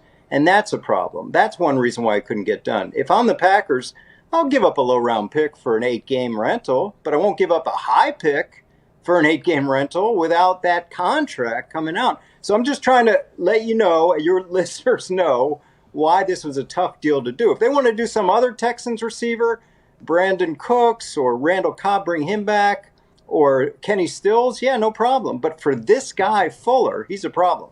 And it's strictly because whenever you're making those trades, and by the way, I would assume it was a lot of our listeners and watchers that were coming after you because, boy, we had some venom yesterday at the Green Bay Packers, didn't we? I mean, we had some real venom in their lack of wanting to win when you have Aaron Rodgers and instead just wanting to win with your own people because that's the organization that you built because you're the general manager and have an ego. Yeah, well said. And even if they didn't get Fuller, Andrew, like what about, I mean, they don't do anything to address the defense either, which clearly is basically the same defense last year. Like, I mean, so hold on, Brandon, I have a question now for you. Whenever you're trading for let me just say, hold on. You can get to that in a second, but let's get back to your Will Fuller trade thing and then contract thing. Is that all happening during the trade talk? Is when Will Fuller and the Packers are talking, or Will Fuller's potentially going to be a Packer. How much is the agent involved in that? Is that just team conversation? At what point does the agent come in and say, oh, if he's going to go to the Packers, then we want to talk to the Packers to see if we can renegotiate a deal? And is that normal for every type of trade? I didn't know that agents even gotten involved in it unless they're trying to move their player. How's that whole thing work out? Well, I'm speaking from a team point of view, even though I'm on the agent side now. From a team point of view, I would be doing that. I would not want to acquire Will Fuller or someone who's going to be contract up next year without knowing we have him. I use the word rental. It's a real word. You don't want to bring a guy in, especially you're not going to get this week because of COVID, so it's only going to be 7 games, and then have him leave or build him up for a big contract somewhere else. So I would, from the front office, yes, I'd be involved. The agent gets involved. It's a companion negotiation, the trade side of it and the compensation side of it. Now, you've seen general managers not do that, specifically Bill O'Brien, where they bring in Laramie Tunsil for 2 number ones, and they don't do a deal, which gave him the most extraordinary leverage ever, because once the deal's done, he's like, hey, you traded 2 ones for me. Give me the biggest contract in the history of offensive linemen, which he got. So you have to do it at the time from a team point of view. And I think that was going on with Fuller. So there's nothing to like you said building him up for a massive contract somewhere else. There's nothing to like, you see like a lot of influencers or up and coming celebrities. They go out to Los Angeles for like a month and they rent like the most expensive Lamborghini to drive around. And it probably gets them into some places. It probably gets them in some photo shoots. If you bring in Will Fuller, this Lamborghini that you rent, and you win a game that you shouldn't win, isn't that enough to be like, oh yeah, if you want to go make money somewhere else, you can do that? Or do you think Will Fuller's people were like, we're not getting traded unless we have a long-term deal in place? I think the Packers approached Will Fuller's people about a deal. I think Will Fuller's people are looking at it like, okay, we've got a recent market out there. We got Michael Thomas. Maybe he's not Michael Thomas, but we got Keenan Allen. We got Amari Cooper. We got all these deals. Let's do a deal. Fine. And then the Packers are like, well, wait. Devontae took less to be with Aaron. Are you not going to do that? So that's the situation. I think that's what happened. I think the Packers generally, listen, I get these questions. It's been that way for 20 years. I was part of it. So, yes, you can blame me. They're not a team that goes for quick fix free agents or trades. Never have been. Well, yeah, but the NFL hasn't been that way for a long time. Now you got other NFC teams doing it. You got the Seattle Seahawks who, I mean, they did build up in free agency. They had to lose people, but the NFL has become a much more, let's fix this problem now, let's go win this thing type of league. I mean, the Saints are $100 million over the cap next year. That would have never happened 10, 15 years ago. The NFL used to be a sit around. The NBA would do a lot of trades. Now the NFL is getting like hot. The NFL is doing a lot of movements, which, by the way, in your agency world is good for you right now. But when it comes to the teams and you see every other NFC team get better, but your team, it's like, okay, I can understand that this is how the Packers have always been, but I feel like the NFL was always that way. And there's a little bit of a change happening, like. Yeah, I mean, here's the thing, Pat. I saw you say this yesterday. This is a different organization because we don't have an owner. Yeah. And, here's the best thing about the Packers from working there. We didn't have an owner. Yep. Here's potentially the worst thing about working there. We don't have an owner. Yeah. Okay. Right? Yep. So this was something where some owner could walk into a room in those discussions, and this happens around the league, and say, damn it, stop, we're doing this. And that could be a good thing, and that could be a bad thing. I used to talk to my buddies with other teams, and they're like, yeah, I've been working on this deal for 4 months, but my owner came in and said, get it done in an hour. And like, oh boy, that sucks. You lost all your leverage. But on the other hand, you're working on something. The owner says, listen, I know it's tough, but I'm going to put in another $1 million. Let's do this right now. So I always felt we had an inferiority complex with the league because we sit around that table. I'm next to Jeff Lurie and Robert Kraft and Jerry Jones, and they're like, yeah, little Green Bay, fine. We'll pat you on your back. You go back to your little town in Wisconsin. And I'm like, okay, well, what about Goodell? Well, we don't have a billionaire owner to sort of apply influence. Even though we're always a good team, we've always got franchise quarterbacks. That was always a feeling we had in Green Bay. Yeah, and you guys are going to continue that trend with Jordan Love over there. The Yikes. Did you like that move or hate that move? The trade up into the first round to get another quarterback. I mean, was there 15 years ago. We did the same damn thing. No, you didn't trade up. No, you didn't trade up. The trade up was different. Yeah, I mean, they wanted that player. Listen, we don't know what he's going to play like, but Packer fans are the most spoiled fans in the history of sports because spoiled brat. Because they've had 30 years of franchise quarterback play. 30 years. One Super Bowl. Now, no one's had that. And the goal is this guy brings it to 45 years. Now, who the hell knows? But, yeah, I was surprised they moved up for him, and I'm surprised because our buddy Aaron, now there's a separation point. I never thought I'd say that 6 months ago, that we have an expiration date on Aaron Rodgers and the Packers. I never thought I'd say that. Yeah, 4 more years, man. We're hoping for it. Go ahead, Connor. Andrew, for guys like Stephon Gilmore who didn't get moved at the deadline and was getting shopped around, is it kind of guaranteed that after the season they'll kind of try and move him again, or is he going to get an extension? How does that work? Yeah, I mean, that's going to be a problem area where they got to figure that out. He was, these guys that are waiting like Fuller, like McKinley at Atlanta, like Gilmore.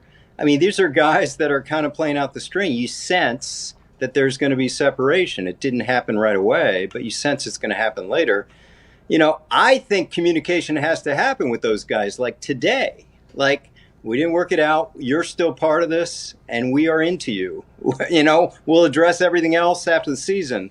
Because I think there's communication issues that need to happen like now with those guys. Last question before we let you go, and we always love your brain and your experience and the way you talk is just so much smarter. You're a professor. You get it. You're smart. I'm dumb. You're healthy. I'm not. Yeah, like that situation in Atlanta with Matt Ryan.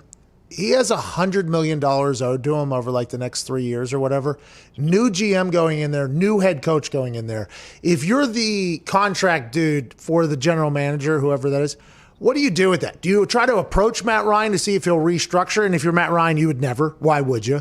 If you're trying to build a new team, which you're a new GM, a new head coach, you're trying to build this team up your way, how do you get around that contract? And who knows what the salary cap is going to be next year? How do you handle that situation, which is going to be a massive anchor for the Atlanta Falcons if they want to do a rebuild down there?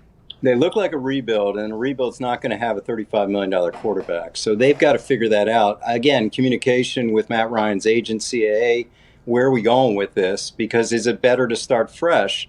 I'm going to talk to you a lot in January, February about this COVID impact on the cap. There's going to be bloodletting like we've never seen before in February, What do you mean by that? March. What's that mean? What do you mean? Like guys getting cut. We always see cuts, in February, March, but big-time players, big numbers. If the cap goes down to 175, Jesus, there's teams right now at 250 for next year, 280. Oh. So this is going to be something we look at. When you think of Matt Ryan, when you think of Kirk Cousins, guess where I'm thinking? San Francisco 49ers. There is history with with Shanahan on both those guys. Wow. And we talk about teams maybe rebuilding. We don't know yet. I know you had Dalvin Cook on. The Vikings seem playing better, but we don't know where that's going to go with those two franchises. So would a change happen in San Francisco? Because you always look at where's the familiarity. Shanahan, familiarity with those two guys. Imagine Matt Ryan goes over to San Francisco. They get up 28-3 in a Super Bowl. Oh, no. And they win. Whoa! Imagine if that was that. And Matt Ryan, how's the San Francisco 49ers cap next year? Would they be able to afford the $29.9 million, I think is what it is next year for Matt Ryan? They are good on that? They've done a great job. Garoppolo can be ejected, if you will, without a lot of pain. The way they structured that contract. So they've done a good job with that cap. Oh, so there's an early call right there. Matt Ryan's going to the San Francisco 49ers next year, which leads to the answer to the question that's been asked by everybody today. Is Jimmy G's last snap with the Niners already happened? It feels like what Andrew Brandt's saying is Yeah, absolutely. Sure sounds like that. Ladies and gentlemen, business is what's that? I'm not saying. It is kind of. I'm saying from the Cap point of view, you talk about a rebuilding team. They don't want a $35 million quarterback. So we'll see. Ladies and gentlemen, every time we talk to you, we feel like I'm a lawyer. I'm going both sides. smart. Andrew Brandt, thank you. Andrew. Thank you, Andrew. Appreciate you, boss. Thanks. Oh man, Jimmy G's out. Yeah, they could save like $24 million, I think, if they cut him. Cut Jimmy G. Yeah. And then you bring in 29.9. It's just like, all right, we added $5.9 million. It's not really a $30 million addition. Correct. It's only a $5 million addition because you're swapping out the quarterbacks.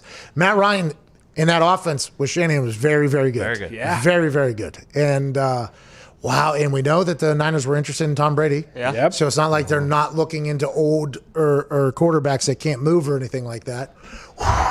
Andrew Brandt, that's a big move. I wish we could bet on that somehow. Like, I think that's probably going to happen. There's no way the Falcons' new GM and head coach is like, you know what? You're tasking me with rebuilding this entire team, but there's two players here that I owe $200 million to over the next 3 years, and Julio Jones and Matt Ryan. Like, something's going to have to give, I would assume. And Niners makes a lot of sense. That makes a lot of sense for them. Do you think he would restructure his contract at all, incentives, whatever, if he were to go to the Niners? Yeah, I don't know. If I'm Matt Ryan, I ain't restructuring shit. No. Okay, I'm getting $100 million. Yep. There's no way I'm going to earn that amount of money ever again. It's going to be tough to talk me off that. But Matt Ryan's probably already made like $100 million. Yeah. So that's a very different conversation he's having with people about money than I'm having with money. What's that, Todd? If Jimmy G ends up being done with the Niners, do you think he'll ever? I mean, or at least for this next team, is he going to be a starting quarterback again? Because no one's going to pay him what he's been. You know, he's going to have to take like a $1 million. Yeah, exactly. He's going to get like a hopefully post. Like a Jameis deal. Like a Jameis type deal. Oh, man. Yeah, I think it's going to be like a Jameis type deal, and not an Andy Dalton type deal. In the Andy Dalton deal, backup quarterbacks next year are going to make league min, I think, everywhere. If we're talking about a cap hit that the COVID is taking into it. And him saying, what was it, a bloodletting? Mm-hmm. Yes. So he's just saying people are sawed down.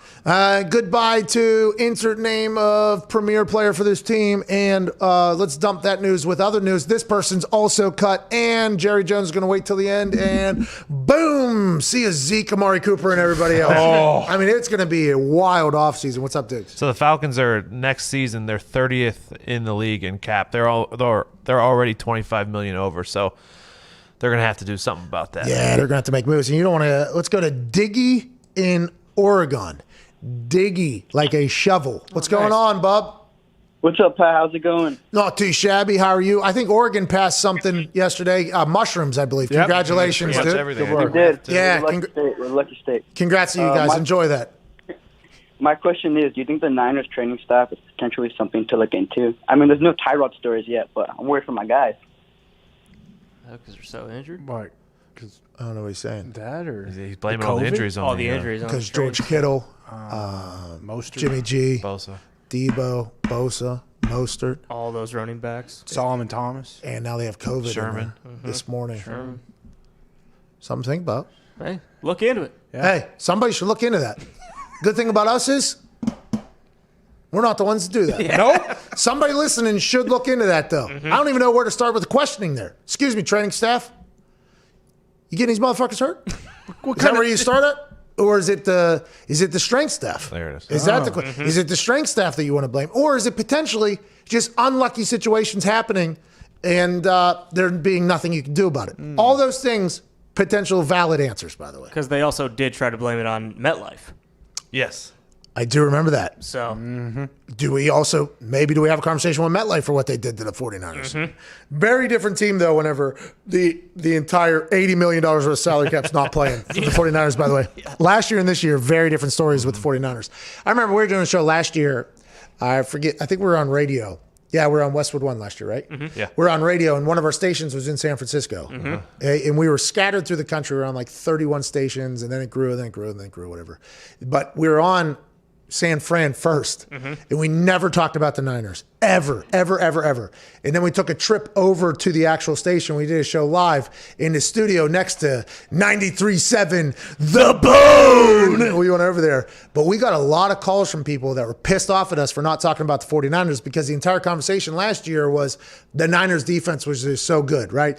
Coach Salah, the defensive coordinator, he was up for every head coaching gig. Here we are, Kyle Shanahan, the 49ers are dominating, blah, blah, blah. And for the first 7 weeks, they literally played nobody, though. So my entire thing was like, they haven't played anybody. They've come out of nowhere now. Remember, the year before that, they had Jimmy G, but he got hurt like week 4, and they lost basically every game.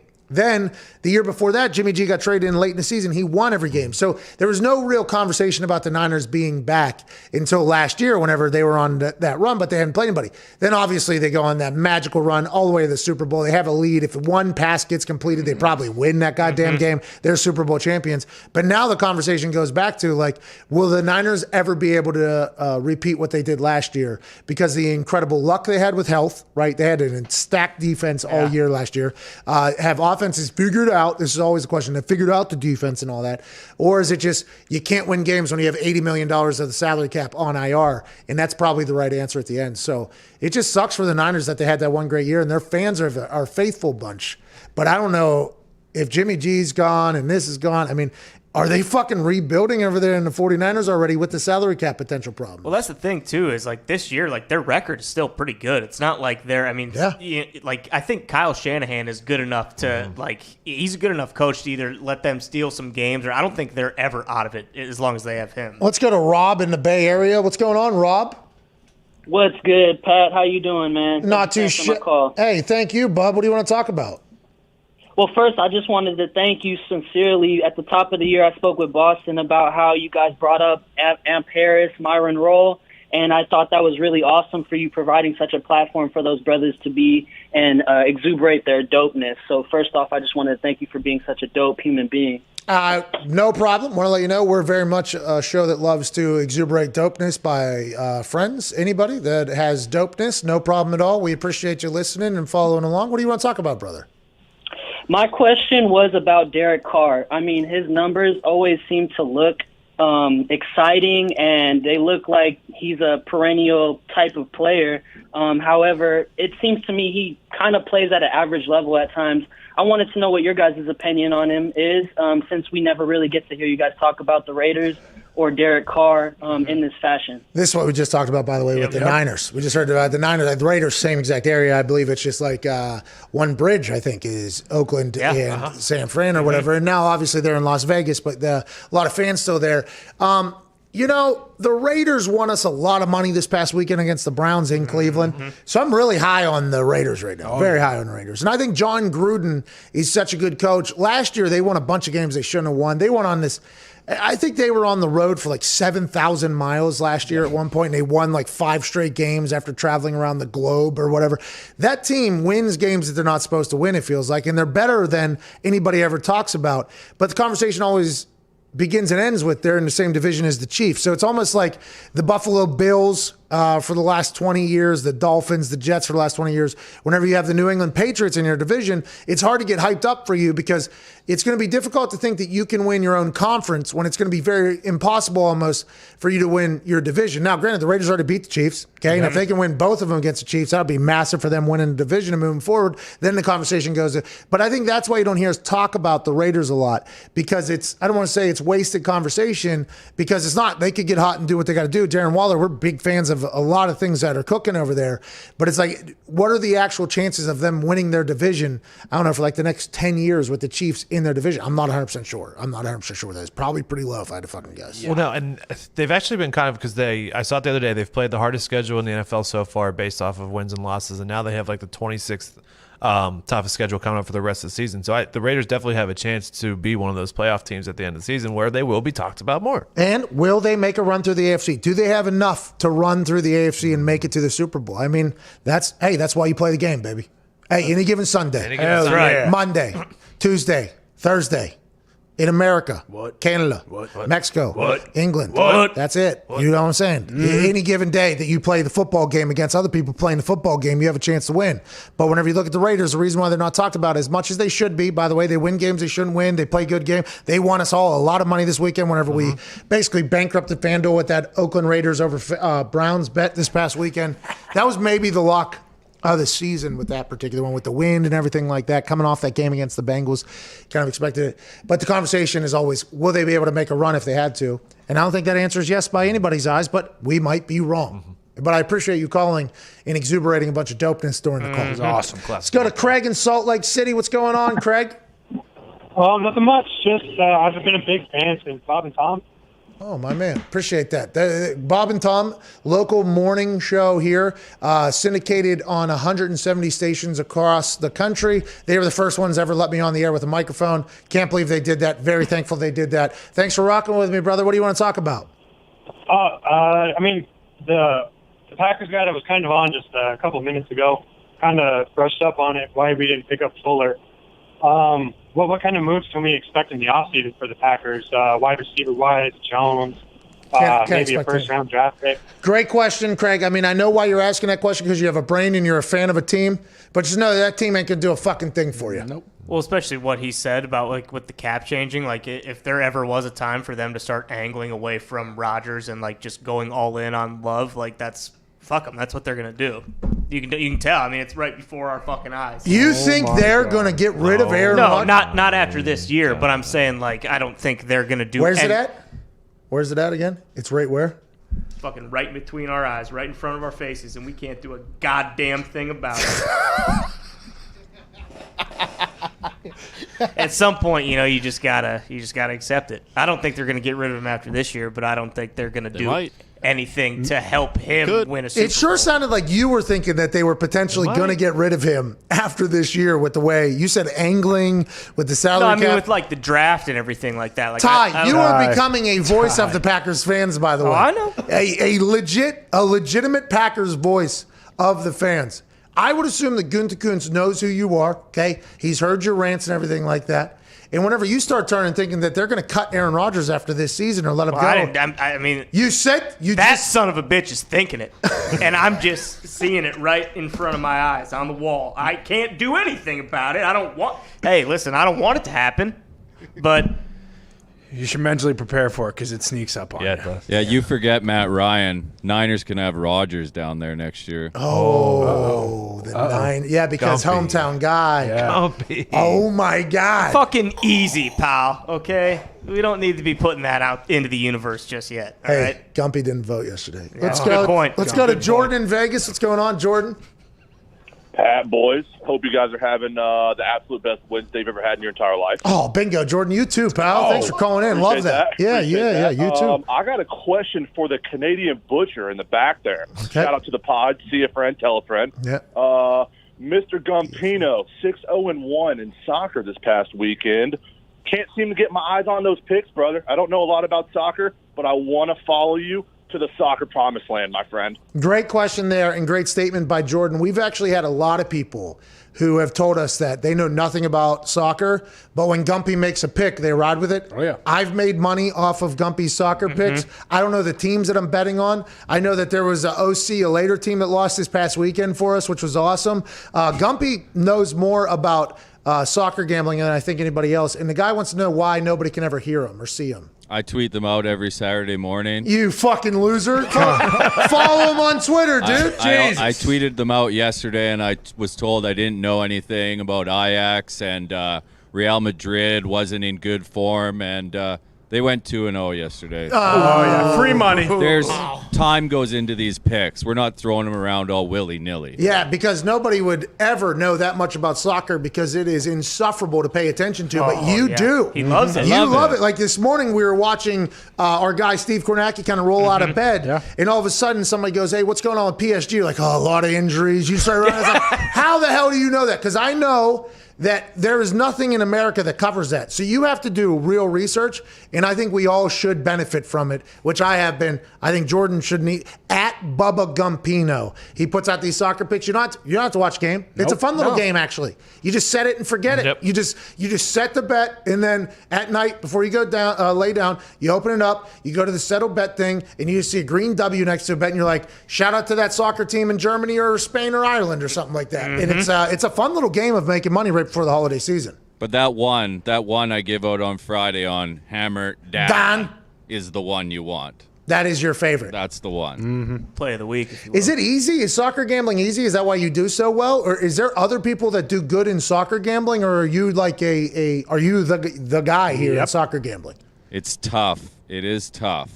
But you just got to find the right spot. You find that tricky game, that tricky matchup. Maybe they missed it. And you make a little cheeky bet. You know what I mean? You make a little cheeky bet on the tricky game, and you kind of go for it.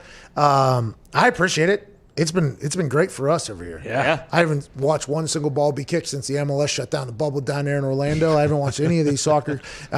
Christian Pulisic changed his number from 22 to 11, I think, or 10 or something like that. Yeah, 10. I haven't got a chance to see him play. He kind of captivated me there for a little bit. Can't stay healthy. Yeah, he's banged up. Oh, he's small. He's fast. He's a Ferrari. What do you want from Plus, him? everyone's going after him because he's an American. Yeah, and he's the best soccer player on planet Earth. Yeah, so why don't they let him?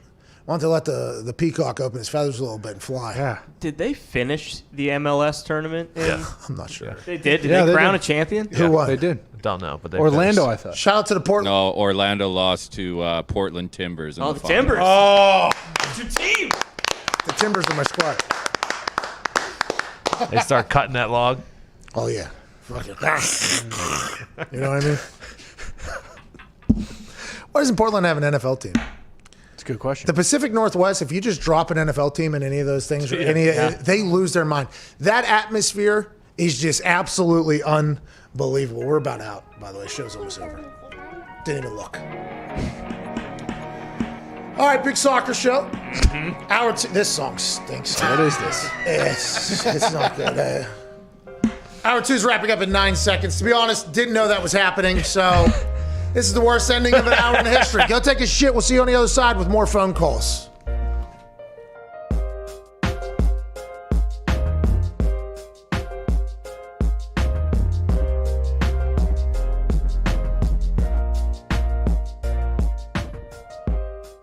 He's saying don't go off the top, it's too shallow.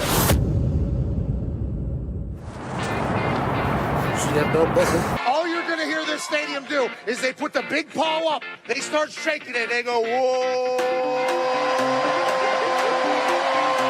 Hey, look, things are going, look,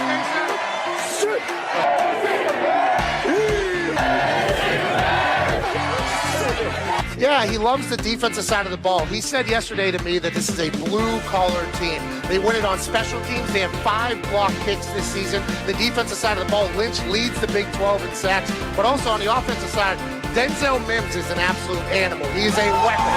Charlie Brewer, the quarterback from Lake Travis. His dad was a quarterback in Texas. Yeah. His grandpa was a quarterback in Texas. And the people here in Waco just so happen to get a chance to see Charlie Brewer on a daily basis. Hey.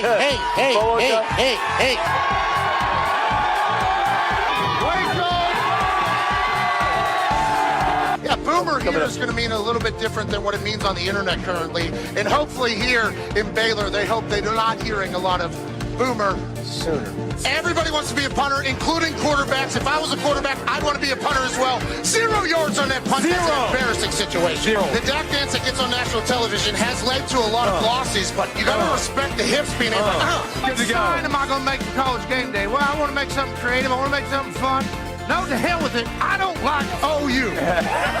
It's so thick. Look how thick that thing is. That's years and years of patience. You're headed right for the boat. Right now? Okay, let's do it. We are out here on the Brazos River, which you can take a boat to the game. One of the only stadiums in the country that you can do that. It's beautiful out here. A lot of people would say, this is the last time I'm going to be on game day. The last time I allegedly did what I'm about to do, I ended up in a jail cell. Let's go!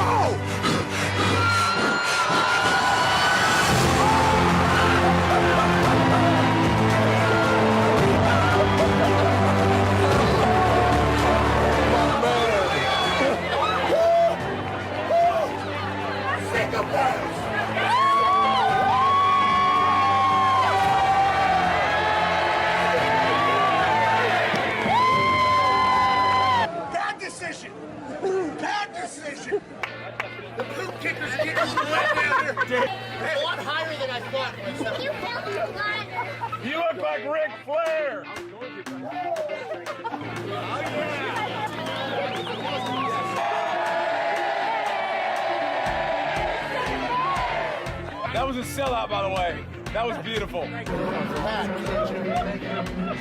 have any other shirts? Yeah, hold on. You need to go get changed before you get sick. Great work, bro. I'm actually not that cold. Hey, I went for it. My chest hurts.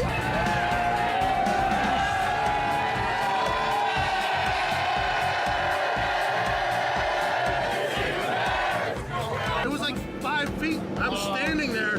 That's full commitment, by the way.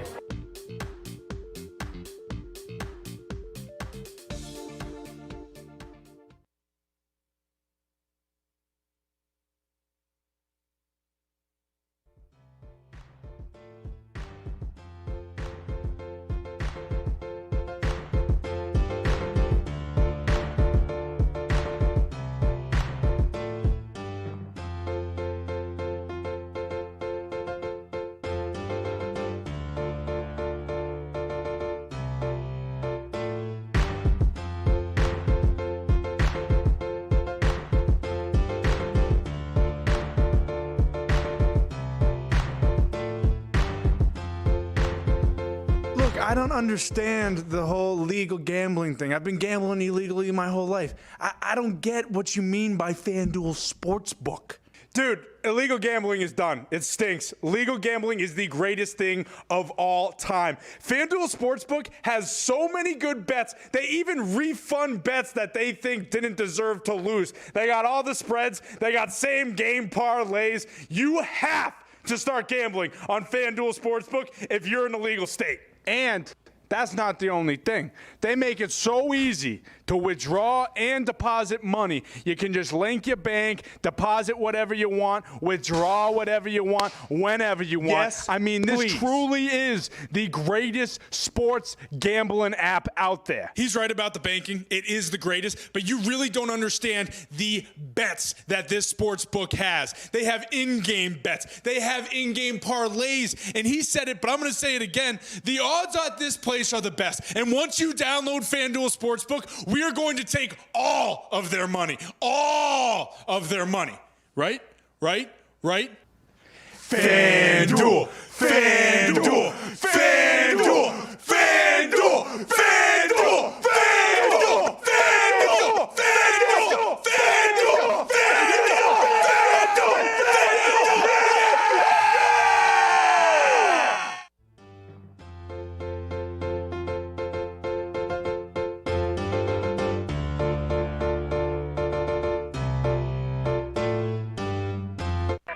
The Pat McAfee Show. There'll be no rules for our guests, for us, for the things we can talk about.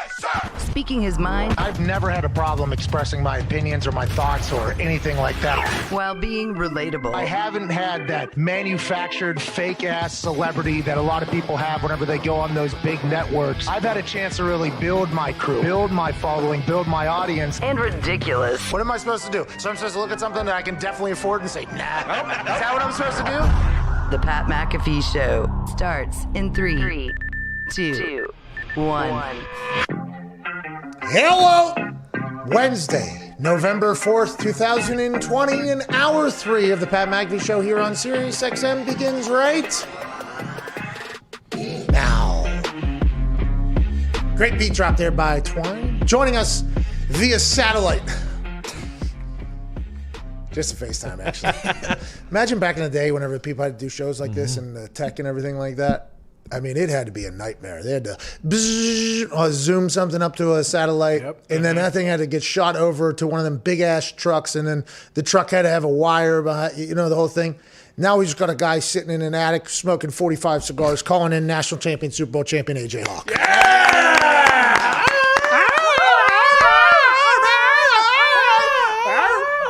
Baby bird in there too. What's going on, bub? Yeah, what's happening, guys? I caught a little bit of the Andrew Brandt talk. I didn't get to see all of it, but my favorite part was Ty just subtly I was saying, that's a tired take. When he said something about they've been the most spoiled fans for the last 25 years or something, Ty just disgusted by that take. There was a couple times where we went at Andrew Brandt today. And, Andrew Brandt is a good guy, by the way. And Andrew Brandt is a very knowledgeable person.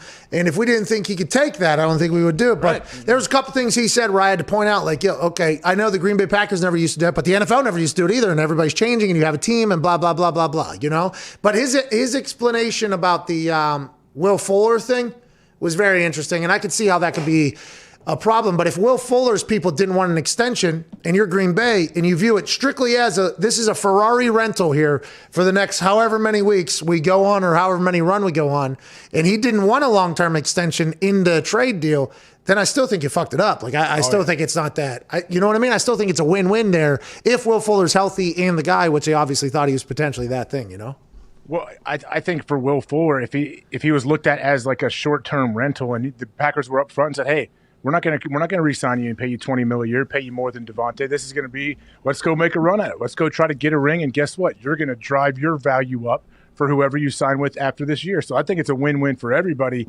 I'm sure eventually all the details may come out on who really held that up, but I feel like for Will Fuller to get off a losing team and to get to go catch touchdowns from Aaron Rodgers, that's a decent situation. That was the thing that I thought you were leaving off in the entire conversation.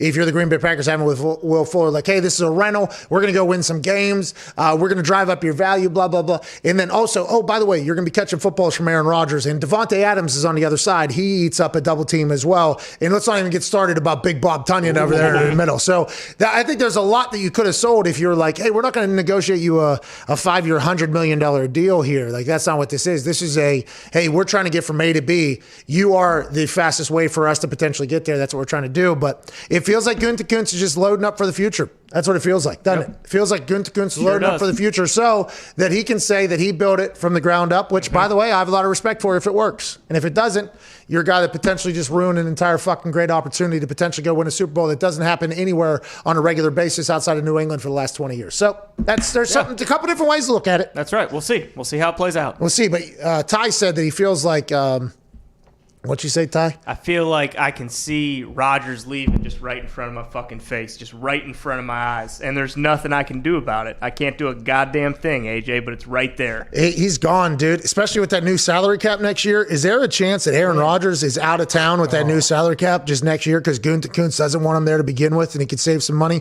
And Jordan Love, quarterback of the future, is there. And the San Francisco 49ers are potentially going to be in the running for a new quarterback. Maybe Matt Ryan out of Atlanta because he's had success with Kyle Shanahan before, but it seems like Jimmy G's days are done there. And you bring Aaron Rodgers right back home because Green Bay is looking to move on and cut some money. Do you think that is staring us all right in the middle of the fucking eyes and we just haven't even noticed it, AJ? No, I do not think that Aaron will be gone after that. You're saying this would be his last season in Green Bay? No, I wasn't. I mean, that's what Pat spun it into that I said that, but no, I think I could start to see the writing on the wall a lot more clearly now. I just got a spam phone number, by the way. I think that's potentially Gunther Kuntz telling me I'm on to something. Just probably on my phone right there. I don't know, but if they drop the salary cap down to whatever it is now to 170, they're acting as if this is a massive cut. Andrew Brandt said there's going to be there's going to be people cut from teams strictly for salary purposes that we would have never expected before. And if you're Gunther Kuntz, you already traded up to go make your play for your quarterback, the guy that you want your team to be remembered for in the first round draft pick quarterback. And you can save money off of Aaron Rodgers. Is there anything Aaron Rodgers can do right now and make Gunther Kuntz say, like, you know, Aaron Rodgers can be my guy too? You know, did Gunther Kuntz ever think that maybe he could just say, like, yeah, Aaron Rodgers is my guy too? And the answer is no, because that's why he drafted Jordan Love. He hates that Aaron Rodgers is so damn good right now. Well, but what you're forgetting, for any of this to happen, for them to feel comfortable moving on from Aaron, they're going to have to feel really, really good about Jordan Love. And do you think it shows well for Jordan Love that he doesn't dress on game day? Like, that doesn't mean they can't feel amazing about him right now. Well, they did trade up to get him, right? Though. They traded up to get him, and they said that's our guy. They traded out of guy, and it still might be their guy. They may not know that, but obviously he's not the backup right now. So you're telling me he's going to go from not dressing to just thrust into the starting role, and you're going to get rid of one of the greatest ever to play the game? Is that not what Gunther Kuntz has already said that he basically wants to do by doing what he already did? Isn't that kind of what Gunther Kuntz wants to do? Maybe Tim Boyle will be the starting quarterback now. Oh, yeah. What's that, pal? I don't know. Maybe in 2 more seasons, maybe if the Packers aren't winning and Aaron doesn't look like he does now. But no, if he's playing anywhere near that he's playing right now, how could you move on? I understand it's on a rookie contract, but a rookie first-round draft pick contract is pretty good, right? And I think it's pretty good. Yeah.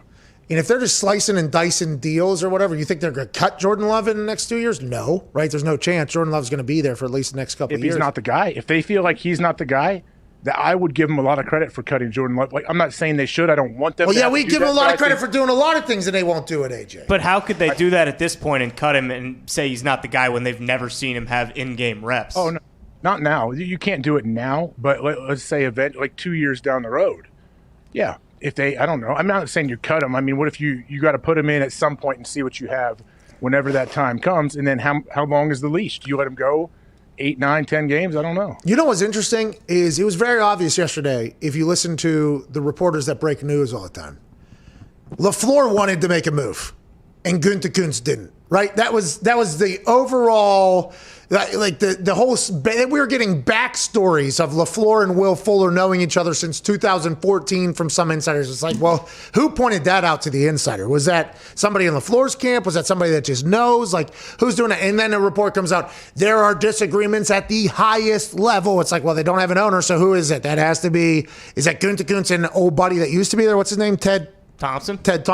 Are they the ones disagreeing? And if that's the case, Ted Thompson wins there, I would assume. Or is it potentially LaFleur and Gunther Kuntz that are disagreeing on this entire thing? And now, by the way, shout out to LaFleur being like, hey, I had to clap on draft night, okay? When you gave me no more weapons, I'd be like, yeah, this is a good move, but now we can do this. Let's go ahead and do that. I like that out of LaFleur. And I wonder if that's LaFleur like trying to show his team like, hey, I want us to win right now too, you know? I'm sure it is. And a lot of times, though, the head coach doesn't have a whole lot of power when it comes to acquiring talent. The Packers right now, Mark Murphy's the president. He's the closest thing you have to an owner, I guess. And Russ Ball, I don't know what his title is. He was trying to become the next GM. Goody got it. Now Russ Ball is like director of pro. I don't know what his title may be, but those 3 guys are the ones making the decision. But I don't think any of us know who has the most power between the 3. All right, let's pivot off here. How do I become the president of the Packers? And does that make me like an owner? Am I just like an owner then if I do that? I guess next time they open it up and you can get pay $250 to get that share, maybe you can still be an owner and the president. I like that. Smart. Yeah, that's what you do. By the way, I'm not buying into that franchise right now until they buy into themselves. They need to figure out how to fucking go and get it. I've been a fan of that team for 8.5 weeks at this point? Yeah. And I'm already fed up with the front office sitting at the wheel. You know what I mean? So take the car, move it in the far left lane, and fucking go, pal. Okay? We got the car to do it. All right? This is Autobahn. All right? This isn't school zone, pal. Get to the left, hammer that thing flat, and let's win a Super Bowl. We got a guy. Let's go to the promised land. But it doesn't seem like that's what they're about. They're about perpetual greatness, I was told. That I don't understand that. They're about being great all the time. It's like, well, are you great or are you good? Okay, and let's start separating the two. Let's start separating the two here.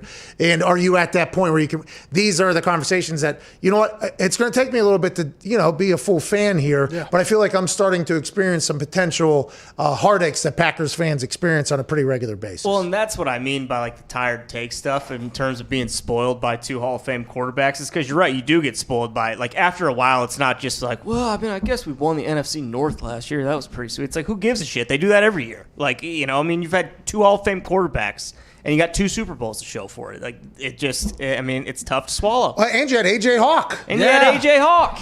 It's kind of like, you know what they are? They're like a product of their own success. It's like Dabo. Dabo comes in after every game now and has to yell at the media. Like, what, someone dying here? What are we doing? Why, someone died? Like, sorry, we had a great win today. Like, Dabo, they have built up the expectations so high to where, what? I just like it, didn't I? Yeah, that people can't handle, like, winning by 21 points. Like, they just can't do it. Like, oh, it didn't look good enough for you. Mac Brown said that it got to a point when he was at Texas when he knew it was probably past his time to leave Texas or whatever after a long run. He said winning games was a relief, okay, because the expectations were so high. When he would win, it was a relief. And then whenever they would lose, it was devastating. So there was no moment of like happiness. There was no like, yeah, we won. It was like, All right, thank God we got past that one. Let's go to the next one. And then it was like a devastating loss. And it's if you're one of those teams that's way up there, like that's just how it is. That's how it becomes. And it can happen in any profession, at any level, in anything. Whenever you have this expectation of being, great all the time, it's like you get to a point where once you're great, you're like, oh, thank God we're still good. Oh, thank God we're still good. But then once you don't be, it's like, well, they stink. Let's get the hell out of here. Yeah. It's a wild thing to have high expectations. But you know what? You earn them. You earn those expectations, AJ. Those nerves you feel before a big game, big show, you've earned those nerves because you got yourself to this point. Ain't that right, AJ? Yeah, you're an inspirational speaker, man. You should travel the country once the everything lifts and you can get out there. No. Okay. Let's go to Pepe in Mexico. This guy should. This guy should. What's up, Pepe? Órale, cabrones. Happy hump day. How are we doing? Keep it moving. Hey, how you doing? Keep it moving, Pepe. Everything's good up here. How are you? Very good, sir. Senor McAfee, I don't want to be taking much of your time, but I have two things that I would like to share and one question for you both. The floor is yours, Pepe. Floor is yours, Pepe. Oh, thank you very much, sir. No, thank you, Pepe. I would like to give a shout out and recognition to all of the McAfee Mafia members that are keeping the YouTube comments every day. Woo, me too. So all of you guys with the green names rocking this chat, I salute you. Bingo. Now, another thing that I saw on Monday, your iris is coming out, so congratulations. Not because of the pinky ring, but because you were using your boxing moves with Tessitore. So good to see that. Yeah. Speaking about boxing, I want to ask you, did you know that C.J. Gardner was the guy that was fighting Michael Thomas and that he was fighting Jordan Wimp on Sunday with Chicago? Yeah, I know. And in this case... Yep. CJ GJ's a problem down there. That guy, top 5 trash talker in the history of the league, probably feels like he pisses off his own teammates, pisses off other people. I mean, CJ GJ is a problem out there, Pepe. Now, do you guys remember, either you or AJ, any player that got under your skin that it was getting on your nerves that you can share? Great question, Pepe. We appreciate that. Me, no. AJ, did you have anybody that ever that I played against or on my own team? Both? Oh. Yeah, no, not on my own team. I don't know why I even asked that. I didn't have a guy that I was repeatedly trying to fight during practice when I was in the league. That wouldn't last too long. It's short. Gonzo said you basically did that. Yeah, true. Tried to kill your own teammates. Is that because he was a Republican? Is that why? Because he was a Republican congressman? Is that why you tackled him so goddamn hard, AJ? Why don't you take it easy on him, pal? Okay. Hey, sorry, you're too scared to leave a tweet up supporting your friend. Come on. I almost got canceled. I went to a fundraiser for Gonzo. He's like, hey, come here. It's a fundraiser thing. A couple years ago when he was running, I showed up. I donated a little bit of money. I show up to support my friend. I have no idea his ideas or politics. And he stood there in the firing line with all these old guys dressed in with tassels on their shoes and pleats in their pants asking really tough questions, and Gonzo had to sit there and answer all of them, and he does like 10 of those a day. Yeah, Gonzo is the guy I think that all of us have. Anybody that's played with him is like, yeah, that's probably the right guy to be a politician. But that guy's the right guy. But I didn't even know his political affiliation until yesterday. And then the comment section popped off. Then he wins last night. I congratulate him. I fucking almost get kicked off the internet. I'm like, whoa. I made 0 fucking votes in Congress this past year. I'm congratulating a friend. But how about an opponent? Anybody ever talk shit to you or anything like that? Not really. A guy that played for the Lions. I don't know if Foxy's there or not. Dominic Raiola, if you remember him, was it Donovan? He had a brother too. Fox is not here. I think Dominic played for the Lions, right? Foxy, yeah, I played against his brother in college at Wisconsin, but yeah, Dominic in the Lions was there like 12, 15 years. He wasn't real big, he's an undersized guy, always going late, playing through the whistle. I had a lot of respect for how he played, but Nick Barnett used to get in big fights with him, like in the tunnel in Detroit. If when you both kind of walk out together, those are the best places. Nick and Raiola would get like almost in a full-blown physical altercation in full pads before we'd go out to warm-ups. Oh, that is amazing. By the way, those are the dumbest stadium setups of all time. I mean, look how big that place is. You can't get the teams to go in 2 different – and then there's some places, I think Buffalo, where everybody starts jogging and then you get like cut off. And then if your first wave isn't in front of their wave, you all get stopped. And it's like sometimes guys are jogging with their head and they like run into each other. It's always just an uncomfortable situation. That should have been redid. Much like Pittsburgh. The way Pittsburgh was designed was very stupid. It leads into a lot of problems with the traffic, a lot of bottlenecking or whatever. That happens in stadiums where teams come out the same area. It's like you're asking for two people to fight each other right here. This is a physical sport. There's a lot of people like huffing salts to wake themselves up more to go fight people. There's rage music going into people's heads. I mean, there is a lot of things. And then you just have these gladiators walk out right next to each other. It's like, I mean, for me, I'm not going to do anything to anybody, but there are some guys up here that I do believe would be actual murderers if they didn't play football. And you got some of them on the other team, and you just have them walking next to each other. You are asking for a problem here. And I like to hear that your team actually did fight the other team every time you guys were in that situation. I'm a big fan of that move. Well, yeah, you're right, Pat. If the place seats 70,000 people, can't we have two tunnels? Like, can't the locker rooms be separate? Bro, have them go. I wouldn't even mind having some teams go up the stands, like through the concession down to their locker room. It's better than having. You're asking for a problem. I mean, you are asking for a legit problem whenever you go there, because it's not like guys don't have respect for each other. Like, hey, respect what you do, but in the mindset that some of these, and I'm not saying AJ had to do it, obviously. I did not have to do it. But there's some places that some dudes have to get to mentally to go do a game. And it's like, you shouldn't have them. Why would you put a bull walk down a red hallway? Like, that'd be a bad idea. Yeah. That'd be a bad idea to have a bull walk down a red hallway, right? I mean, that'd be a bit problematic. That's what they do in some places. I've never seen a pregame fight like that in a tunnel, but in college, it felt like we were at the 50 with every other team just swinging on everybody, it felt like. Rivalry games. Yeah, everybody wanted to fight us. I don't know what we did.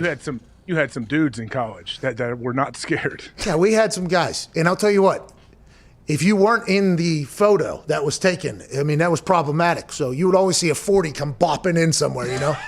I'll take a shot to the helmet if I have to. It makes me look good in the goddamn video here. I want to make sure everybody knows here. Okay, yeah, I know there in this photo here that we're in this fight, I know that there's actually 4 to 5 people that are going to end up doing real time in jail. Okay. I know that there's some guys in here that are going to do some real things. And I know we got some dudes and dogs in here, but I want to let you know when we watch that video back, that number 40 right there will hop over somebody if I need to get punched in the face or something. Hey, punch me. Don't punch Pat White, please. That's the type of shit you got to do. Let's go to Julian in Chicago. What's going on, Julian? Hey, what's up, Pat? Hey, what's up, boys? Hey, what's going on, man? What's going on, dude? How you guys doing? Good. Just my question was, what's more difficult, like as a fan, I guess, or even in the team, you know, between like the Bears and the Packers? Like the Bears obviously have a great defense, but we can't get our offense together. You know, week off at the line, quarterback can't figure shit out. But then Packers, obviously Hall of Fame quarterback, great offense, but they can't. Their defense is horrible. So what's how do I say, like, the adjustments, what's easier or what's more difficult, should I say? Great question, Julian. And the Packers defense has been historically terrible, right? Like every player basically that's ever played for the Packers defense is just a terrible past like 15 years. A terrible football player. You didn't deserve that, AJ. I saw the gears working in your hand. That's an interesting thought, though, because some teams are defensive led, some teams are offensive led. What's the easiest one to change? I think the easiest thing to change is when you get a guy. Like, you got to get a dude on either side. Now, what can you tweak to make better? I think the offense is what you can tweak to make a little bit better, because there's more misdirection and things that you can do. You can kind of sneak things by. On the defensive side of the ball, you can get exposed. And I think if teams know how to expose, you can get exposed. There's nothing you can do to like kind of hide that or magic trick that. Am I wrong in thinking that, AJ? No, I think you're 100% right. Yeah, you can get a dude. That's the best thing that can help you. And it's probably easier to fix a defense than an offense. Yeah, I don't know, though. It's kind of hard because one guy's never going to fix the defense. But guess what? One guy can pretty much fix an offense if you get the right quarterback in there and say you didn't have the right one before. But defensively, all you can do, is if you don't have the dudes in certain spots, like say you're not as deep in certain position groups, I guess your scheme can try to help cover up some of your weaknesses. That's all you can do as a D coordinator, really, and hope they don't pick on your bad matchups too much. But the offensive coordinators can force you to get into a position. Like smart offensive coordinators can force your defense, no matter what your scheme is, no matter how much you're trying to hide a guy. And offense coordinators can set you up to be forced to expose your guy. Like that is just something that can happen. On the defensive side of the ball, I guess you can line up, okay, they got a bad left tackle, we can rush that, but the offense can answer that with things. So I just think the offense can easily, kind of cover up their shitty better than defenses can cover up their shitty. But I might be wrong there. No, I think you're right. It's like, hey, if the left side of our line is not very good, guess what? We're not going to run a whole lot of running plays that way, and I'm not going to expose my quarterback too much. We're going to run a lot of quick game, not some like late developing routes down the field, and we're going to chip, and we're going to make sure we're never leaving him one-on-one. Yeah, that's what I chose to do with my with our punt team. You know what I mean? We got the ball off quick whenever we knew a guy that didn't have his name spelled right on the jersey. We just signed him yesterday. He's playing left guard. I wonder where they're going to bring the pressure from. What's that dude's name? Hey, number 44, 46. Hey, you're on the fucking left side. There's a lot of those that happen on special. So true. So true. I'd wind up next to that guy. I'm like, all right, buddy, you got to stay on my hip. Come on. What do you do? You don't have to touch anybody. Just stay on my hip. Don't create any inverted lanes there for them to get to this ball. It used to be awesome before kickoffs, break the huddle. You got like 6 guys on this side, 4 guys who are supposed to be 5 and 5, and you don't even know the guy's name. You're like, hey, you're on that side. He just jogs a 53-yard jog all the way across the field. Sorry. And then he's got to sprint 70 yards that way. And then he gets his sideline. I thought you said right 3. I'm so sorry. It's like, all right, bro, don't worry about it, man. Don't worry about it, man. You'll be here next week, I'm sure. Hey, it's time to... That was rude. There was no reason for me to do that. There's no reason. We signed dudes on Saturdays, and they played on Sundays on special teams. Just pretty amazing. Happens all the time. All the time. The bottom of the roster, people have no idea. It's like, well, this year you can't because you got to get 6 COVID tests or whatever before you can even play. But Saturday signings, like introducing yourself at the team meeting the night before. Oh, this guy is, he'll be your left tackle, and then he'll be your R5 or whatever. Great. What's his name? Where did he go to school? Oh, he went to Who Gives a Fuck University over there in... Okay, good. When was the last time you played football? It's been like a year and a half. Okay. Hey, bud, you just go ahead and run your ass off, dude. It'll be great. Yeah, I'm planning on doing that. And those guys are normally the guys, by the way, first class trip to CTE City. They run their faces into anything. And to be honest, I have a lot of respect for it. Yeah. Oh, yeah. They don't have a clue where they're supposed to be, who they're supposed to go at, or anything like that. But they are going to fucking give it to you. Move it. And that's why I respect it. Spoil the shit out of your dog with BarkBox. 2 toys, 2 treats, and a chew. It starts as low as $22 a month for $60 worth of dog chews and toys. It's the best day of the month for our dogs is when their BarkBox arrives. Ty, talk about whenever Murph sees his BarkBox show up. He gets jacked up. He starts jumping up on me, trying to bite my neck and stuff to get into the box. He loves it. He loves it more than anything. It's a near-death experience for dog owners because of how damn good the box is that arrives once a month. You're like Santa Claus to your dogs once a month without even having to think about it. Your dogs get 2 treats, 2 chews, and toy. Well done. Yes, they do. I'll tell you what, the TR and the CH, tough to stack right behind each other. Just want to let you know, if you have a Yinzer accent, it is tough to do the 2 treats, 2 chews right after each other. You know what I mean? It's a little problematic, but BarkBox is so good, I have to get it all in there. And right now, when you sign up at barkbox.com/Pat, they'll give you an extra toy with every single BarkBox. That's $60 worth of free toys that you'll get right now if you sign up at barkbox.com/Pat. Unique toys, USA-made treats, shouts Canada, free monthly delivery, and $60 in free extra toys. barkbox.com/Pat. Be your dog's favorite parent. Go to barkbox.com/Pat. All right, we're back on the other side, wrapping up this Wednesday, November 5th. We'll take some phone calls, hopefully hear more stories from AJ Hawk, and enjoy this day. Have they figured out who's going to be the president next 4 years? Kornacki. Steve fucking Kornacki. Yes. All right, we're back on the other side.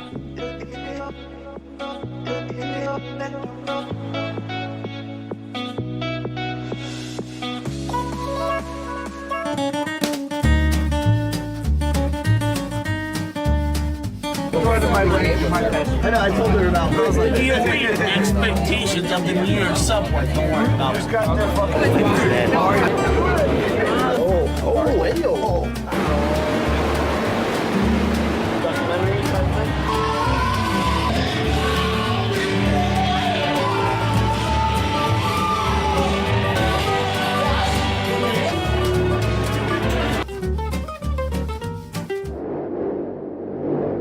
I can hear that roar from the crowd. It's from Pat McAfee. This environment is electric. We just walked in here, and I'm expecting some magical stuff to happen here this evening. The guy who lost, he's been arrested and reported 13 times. A baker's dozen is a lot of times to get caught doing something wrong and going to jail. It's almost kind of nice to see that Russian kid play bongos on his face there, but it's been awesome this evening. As a former NFL player, who's a guy that you think would be pretty good in the ring? The only name that came to mind was a guy named Robert Mathis, okay? Yeah. Robert Mathis, not only this incredibly tough man, but the way he utilized his hands as an undersized defensive end. The human cockfighting world is one that I am very intrigued by. The amount of training, the amount of discipline, the amount of strategery, everything about it.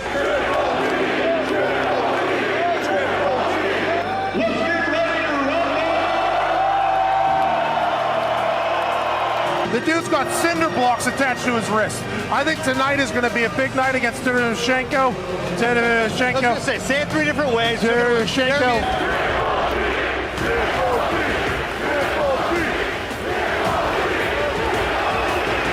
But I just think Triple G is such a magnetic fighter, and that's why this place is lit up the way it is. I was told not to blink, keep my eyes open. I brought Visine, I brought the vitamins, and I am expecting something awesome to happen.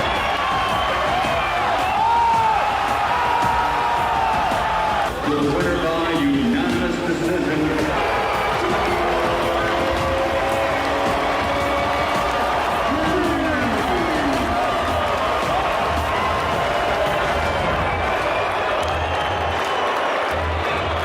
Hey, wait, are we on the screen right now? On the big screen at Madison Square Garden. Hey, Mama, we made it.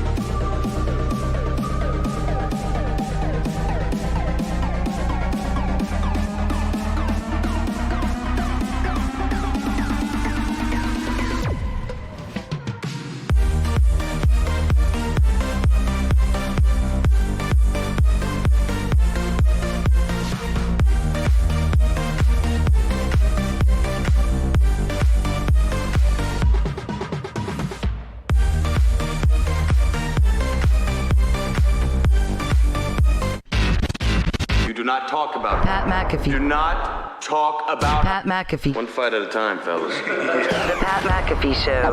That's right. Yeah, I don't know if I'm going to play it out or not, but it's really good still. This song makes your soul feel good, AJ. You should think about it. Who sings it? Year of the Buffalo. Oh, these guys. These guys. Knicks guys. Yeah, they are Knicks guys. Hey, they're from Ohio, by the way. They're coming for me. Good thing they never play football against AJ in Ohio, because he's fucking taking everybody to see the city. Probably won't be able to sing. Hard to sing when your jaw's wired shut. 50 Cent. Nick, this is your band. Yeah, they're coming. They're coming. Are they going to get here? Kanye actually is it. It takes a minute. It takes like a minute 18, actually, eh? It's a fucking slow build, dude. Relax. It's DK Metcalf. Wait, he's close. You must really like them to be able to sit through this. The patience on you. This is unbelievable. I've never seen anything like it. Well, I may or may not have just hit a massive water pipe. Oh! In the water wide, I'll see you on the other side. My ear things just died right in the middle of it. Are you kidding me? Oh, That's maybe the worst part of the day today. Well, that's how good the song is, you know? So not even the headphones can handle it. Oh, you think it was so much fire coming through the thing? Exactly. Too much heat. AJ, I can't hear your answer to this question I'm about to ask you, but you think Packers and Niners tomorrow night? You think Packers win, Niners win? You think the game's even played? The Niners had a positive COVID test this morning. The Packers had two, one positive, one contact tracing high risk that's been out, but no others out. They are traveling over there today, as is, it's been told. But this morning, the Niners had to shut down their facility because they have COVID over there. You think they play? Who do you think wins? How do you see it going? Well, I think the boys can hear me and let me know, guys, if I'm right. Do we know, have the Packers gotten on the plane to head out there yet? We do not know if they've gone on the plane to head out there, though. But during the break, I believe Tom Pelissero broke that it remains scheduled for tomorrow night. Contact tracing underway. Next COVID-19 test results back in the morning. This shows the protocols work. Protocols working, dude. So, I mean, I think if they get on the plane, then it's a good sign that they're going to play. Like, I'm sure they want to make sure, like, hey, if there's a chance we don't play this game, there's no reason we want to fly these guys all the way out there to San Francisco and back and not play the game. So yeah, I'm just hoping I'm waiting to see if they get on that plane, because then I feel good about it. But I hope it can happen. A guy test positive, yesterday on the team you're playing, and you can still play 2 days later. I really hope they can make it work. I think you have to have 5 negatives or something like that. What is the number? 6. Oh, okay. There was 5 for the Ravens because they had already passed, or they had already passed them. Oh, yeah, because the Ravens have their entire defense out for this weekend if the COVID sticks around in their systems against the Indianapolis Colts. Judon, Humphreys, Peters, Patrick Queen, Tyus Bowser, Deshaun Elliott, and quarterback Terrell Bonds. They all either contact tracing or I think close contacts. They have to pass 5 more tests so they can play on Sunday, but it'll be up against the shot clock like it'll be on Sunday. That's wild to think about, and it almost makes me think Colts plus 2.5 feels like a pretty good little bet maybe for this weekend. Pretty good little 5 days of testing, right? Consecutive, not 5 tests. Like what if you knocked 3 out in a day? Does that count? I don't think so. Of course not, AJ. 5 days. By the way, the Packers team plane leaves at 4 p.m. Central today is what it's scheduled for. So we'll know then. It's over here in Waukesha. We'll learn about that too. Yep. Down here. That was a big county last night. Milwaukee, let's go in here. Let's turn around. Hey, Zoom Pat, out. I Let's go saw to that. I watched the beginning of your show. Philadelphia is right here. Let's zoom out. All these votes matter. 2016, 2016, you see, there's an extra. You do them at 200, 500,000, let's go to 220. Yeah. There's 700 million votes still need to be calculated in this particular county right here. So we'll see how it turns out if they can play that fucking game tomorrow night or not, AJ. Hey, I caught the beginning of the show, and I was so happy that you highlighted those guys working the maps. That's all. I felt like I was a loner. I'm sitting there watching everything throughout the course of last night, and all I did was just zero in. I can remember Bill Hemmer. He's the Fox News guy, right? Mm-hmm. CNN guy. Forget his name. And then your guy, Kornacki. John King, yeah. Obviously, that guy is amazing. But Bill Hemmer, is there a cooler guy that's better dressed that can handle the map like that, dude? And the math he's doing in his head, too. So, listen. I can tell that you and Diggs did not crowd surf last night or channel surf last night because they all had their own, positives. Mm-hmm. They all had their own pros or cons if we're scouting. It turned into me just scouting the map people all night. Like that is the only. I went over to Joe Rogan's stream. It was a great conversation, but they had no map people. Okay, they had no map. They need Joe Rogan. Listen, we need you to have a map person next time because it is electrifying to watch.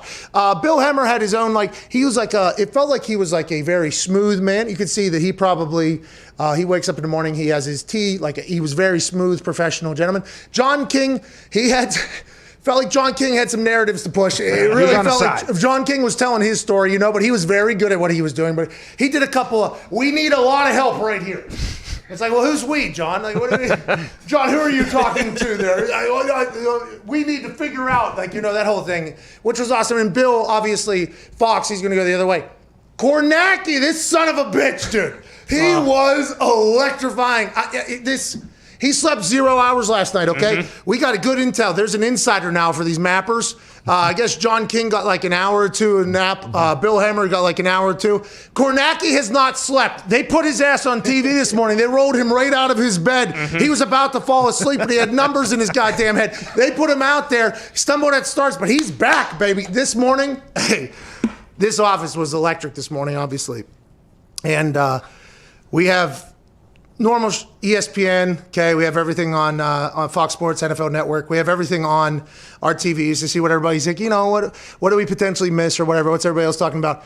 And then we start talking about the mappers, and we're like, oh, you're right. We got to keep back up with the mappers. So as soon as we turn on MSNBC, it's like they're going to a commercial break, and they have a graphic. Over in the side, though, you see the khakis, you see the shirt buttoned, and you see the shirt rolled up, and we're like, that's the Kornacki's coming. Kornacki's in the back. It's like he's coming back. Strapping in. It really was. It was electric. I mean, obviously we made a complete mockery out of the entire election, which is what we're going to do. But that was a skill. That's a craft. That is something that, I don't know if you can teach that at Big J Journalism School or Poli-Sci or anything like that. But, man, it was awesome to watch them last night. They stole the show from me. That was a show stealer. I feel like they were all flawless in their execution. Like, did anyone have a misstep where it didn't, like they were trying to press it, it didn't work? We did talk about this a couple times. I think they all kind of got caught when it went to the Q&A set because they all had, like, panels that would send their questions over to them, right? And they all got caught at particular times where they were probably doing some equation in their mind, and the question was about a different state that wasn't potentially on the board. So then they would be figuring out their things, and then halfway through they'd have to go, oh, shit, we're talking about Nebraska? Who's talking about Nebraska? Come on. Go to Nebraska or whatever. So there's only been a couple mistakes, but I think the mistakes were because they were literally calculating hundreds of thousands of votes at the same exact goddamn time. Kornacki had a callback to like 2012, a percentage in a certain county. I was like, this guy is on fire right now. It was unbelievable. Did Kornacki run into any situations where the host was trying to talk about a different state, but he was more focused on a state that was much more important at the time? Yeah, we saw John King was really in Philadelphia. There was a lot going on in Georgia. Okay, there was a lot going on in Georgia, North Carolina, Wisconsin, Michigan. John King at one point, he went to Philadelphia you go. All right, let's go out here. All right. Hold on. Let's check. Wisconsin, Michigan. Let's go right Philadelphia here. Let's see. We gained another 2% of voting here. So this is really going to get going. Let me get out. He goes back to the big screen. And they're like, what do you think about, let's say, Maine or something? Yeah, Maine. Obviously, there's a couple of districts. Let's go out. Let's go. We just picked up another 4% of Philadelphia. Philadelphia's going. He went in there, I think within a 2-minute period, I think he went into Philadelphia, refreshed it like you do on your timeline or whatever. He refreshed Philadelphia 6 straight times. And every single time he was like, all these votes count. All these votes count. Okay, yeah, obviously no vote left behind. But this, yeah, we just gained another 3%. Philadelphia started to come in, and it was electrifying. And I didn't know what to expect, to be honest with you. No. 4 years ago, I don't think I paid attention because I'm an idiot or whatever, and that's just not really my world. But then I remember the reactions to the reactions. The next day, everybody was like, oh, did you see what happened last night on CNN or blah, blah, blah, MSNBC and Fox News at a party over there? Did you? So this time around, I was like, I'm not missing. Okay, I am not missing the humans that are on television now, and they kind of have to figure it out. And little did I know that I didn't even care about the reactions or who was happy at different times for different votes. The only thing I was going to be captivated by was the goddamn the map. The map. Now we know. That map is incredible, by the way. And I think Kornacki had the best map. I think so, too. He had deeper stats. Oh, yeah. He had deeper stats that would pop out. And maybe John King and Bill couldn't handle that. Maybe that's it. That's not the case. Or maybe the map.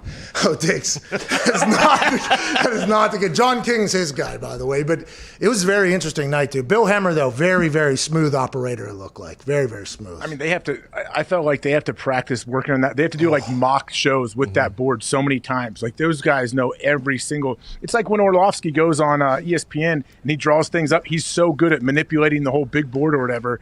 That, people give him a lot of credit for that. And I'm like, yeah, he's making it look easy. It is not easy to be that smooth with. I agree, it's not easy. We actually buried him earlier in the show.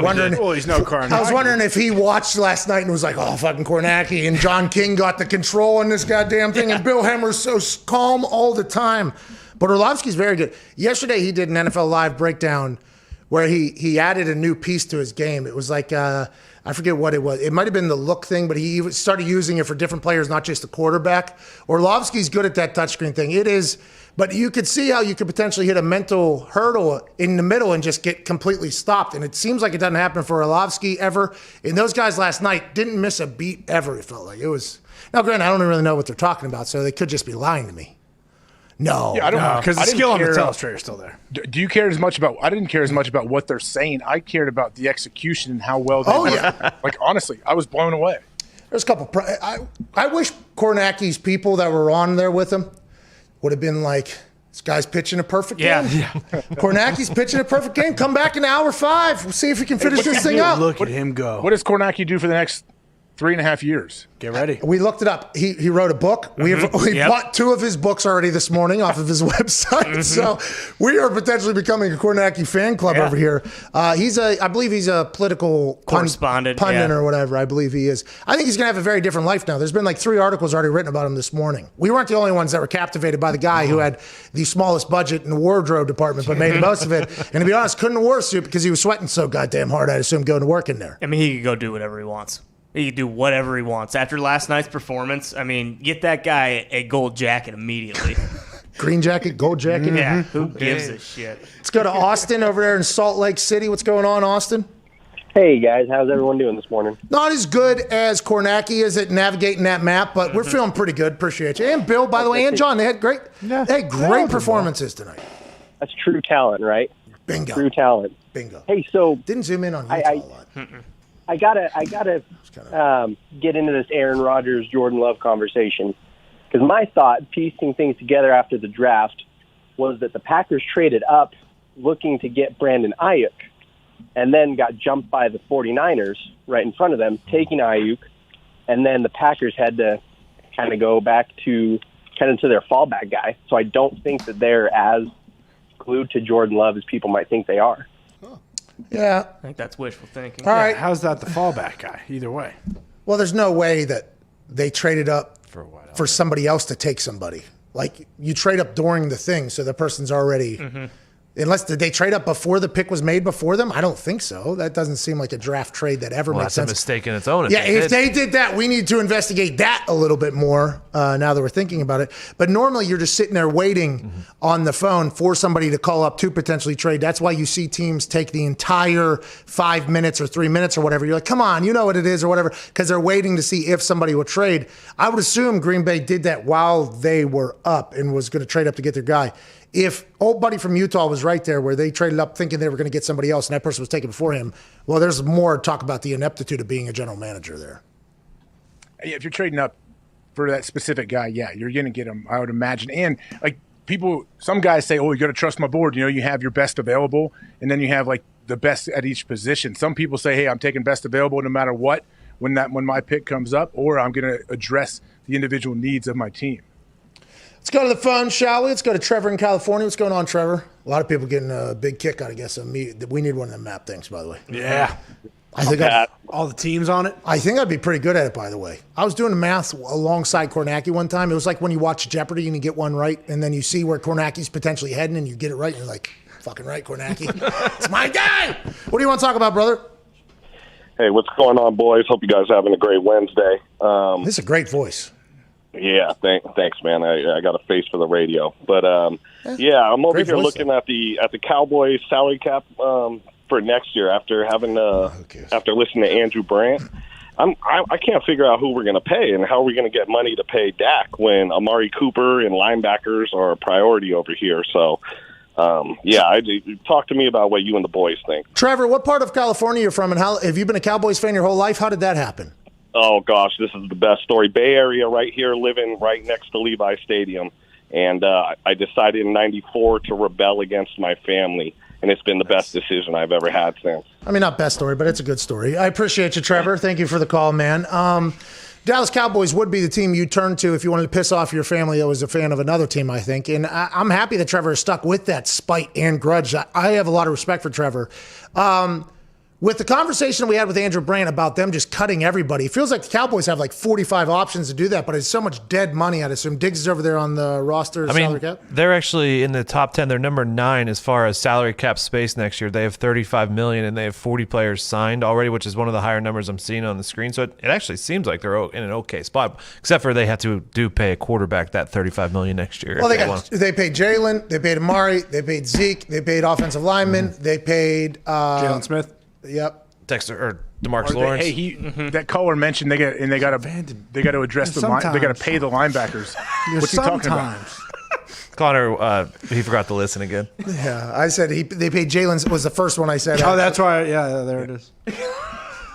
Connor has his listening thing where Connor's brain is so goddamn good. You know, it's thinking of things, but as it's thinking of things, it's not listening to things. So there's a chance that great ideas from Connor could potentially come up immediately after they've just come up. Yeah, there's a chance I smash my head off this table, but I mean, it is what it is. Don't do that. No, I won't. No, don't do that. Not yet. We don't need that from you. No.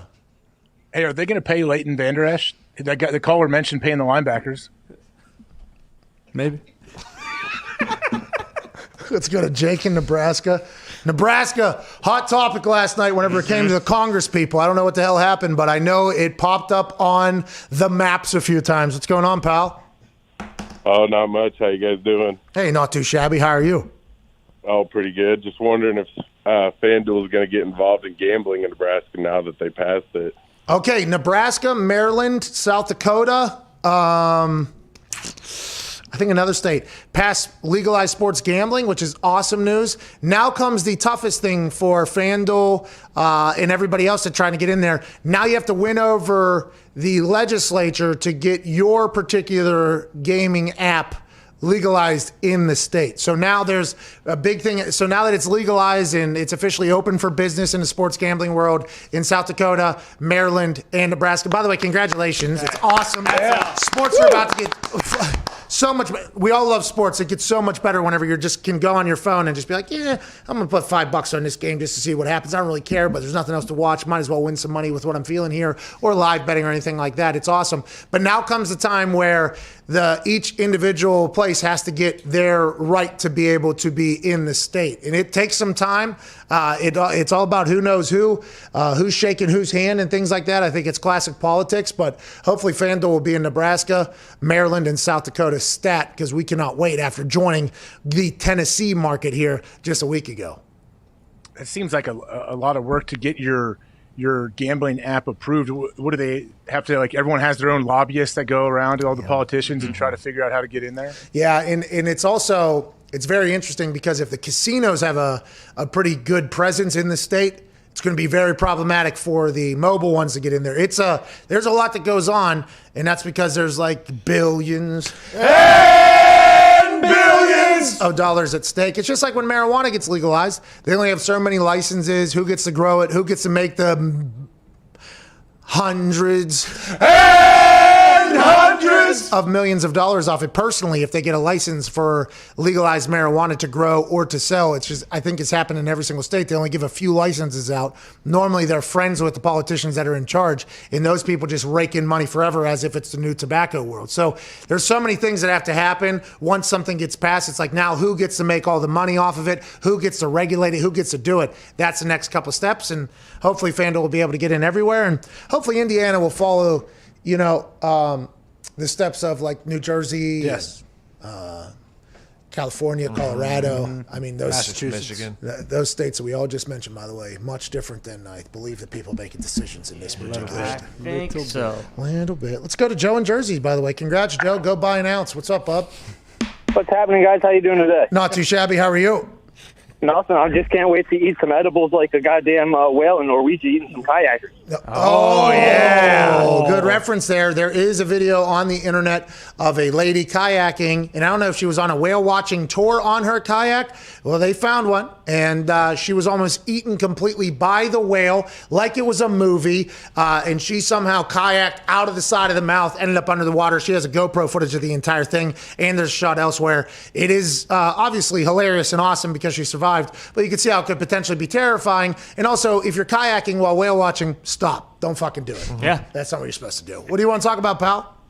I want to talk about the Steelers' defense. I know you gave out some awards basically to a good majority of the Steelers earlier.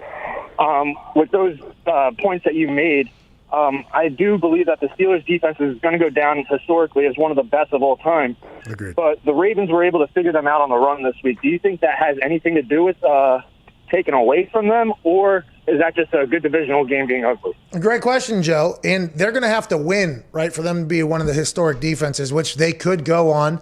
They ended up getting the win, and they had so many turnovers that's kind of what won the game for them. So I think when you're a defense, if you have goals for each game, I would assume, if you make up for it in the turnover department, as opposed to maybe giving up too many rush yards or something like that, that's a win because the ball is the most important thing. So it's like, even though the defense might have given up some yardage to a team that's really good at running, they were very opportunistic and changed the game completely in the turnover department. Is he still there? Nah, hung up on him. Yeah, it's like, though, don't you think, Pat, like a lot of times they rank defenses and they take a lot of times they'll say like, oh, this team's giving up they're averaging 440 yards giving up a game. I'm like, I don't care. How many points do they give up? Especially like in college. Every team throws for 1 million yards. So does the NFL now. Like, so yardage is not an indicator of how good your defense is. A lot of people look at that and they think, oh, look how much yardage they're giving up. This is crazy. I'm like, okay, well, they're giving up 9 points a game. I think they'll be okay. Yeah, who cares? I'll tell you one thing that I care about. Mm-hmm. Today's show is brought to you by Harry's. Oh, yes! Nice! Harry's is a personal care brand that has reinvented the way millions of people shave. Do you hate having to go out and queue up to buy overpriced, overdesigned razor blades? Yeah. Harry's sent me their trial set. It has everything you need for a close, comfortable shave. They have a weighted handle with a textured rubber grip. Wow. Their sharpest ever German-engineered 5-blade razor cartridge. Wow. Foaming shave gel. Wow. A cover to protect your blades. Wow. And blade refills start at just $2, and they are delivered straight to your door whenever you need them. Whoa. You can get all of this for just $3 by going, what? You can get all this for just $3 by going to harrys.com/Pat McAfee. That's HARRYS.com/PATMCAFEE, no spaces. By redeeming your trial, you support my channel, and you're also supporting those who need it most, as Harry's give 1% of sales to men's mental health organizations. Wow. Shout out to them. Nice. So you get a trial set for $3 at harrys.com/Pat McAfee, no spaces. AJ, appreciate you. Andrew Brandt, big thanks to him. Also, Dalvin Cook for joining us. All the boys. Tonight, I will be on USA Network, 8 p.m., NXT Live. Woo! Tweet alongside the show. Use hashtag WWE NXT and hashtag PATIsNXT. You will automatically be entered into win some merch, maybe some cash giveaway, your favorite moment, your favorite time. Let's have a blast tonight on USA Network at 8 p.m. We got about 15 seconds left, AJ. Any final things to say to the people here on SiriusXM Mad Dog Sports Radio? Can't wait to watch you tonight. I know Mad Dog's next. I hope you're getting in the ring and wrestling, actually. Don't you worry about what I'm doing, AJ. I'll worry. Hashtag WWE NXT, hashtag PATIsNXT. Tweet alongside, you could potentially win. Chris Mad Dog Russo is next. Have the greatest Wednesday of all time. Oh, I fucking hit it. Nice. On the button. Pretty good. Mm-hmm. No countdown today, by the way. Interesting enough. Gotta do what you gotta do. Mm-hmm. He was busy. I gotta go. You're out? You're gone, right? Yeah, I gotta go hop on a plane. What is Foxy going with you? Well, Foxy literally just got back. I didn't know if he was going to be back from Michigan or whatever. I'd assume no, probably not, actually, now that I think about it. Because we have to get COVID. I have to get COVID tested, like super COVID tested. You know what I mean? To go down there. A quick turnaround? Yeah, and I would assume, since Foxy went to Michigan yesterday, can't go. Yeah, so it would just be me down there. Oh, my God. I'm going to fly alone? Me and my thoughts? 32,000 feet? Bring headphones. Tough. Son of a When's the last time? Bitch. When's the last time you've been alone with your thoughts? You can listen to Year of the Buffalo on repeat. Oh, nice. Good That'll call. help. Thank you. I'll take a lot of ideas for things for me to do, Ama.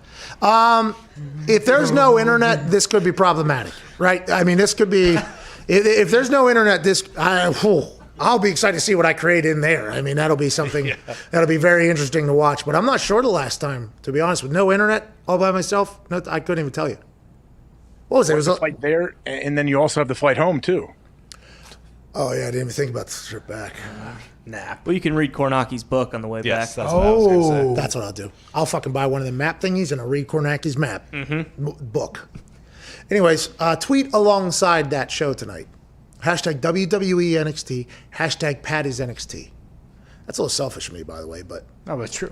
Give away merch and all that stuff. Yeah, I mean, not selfish.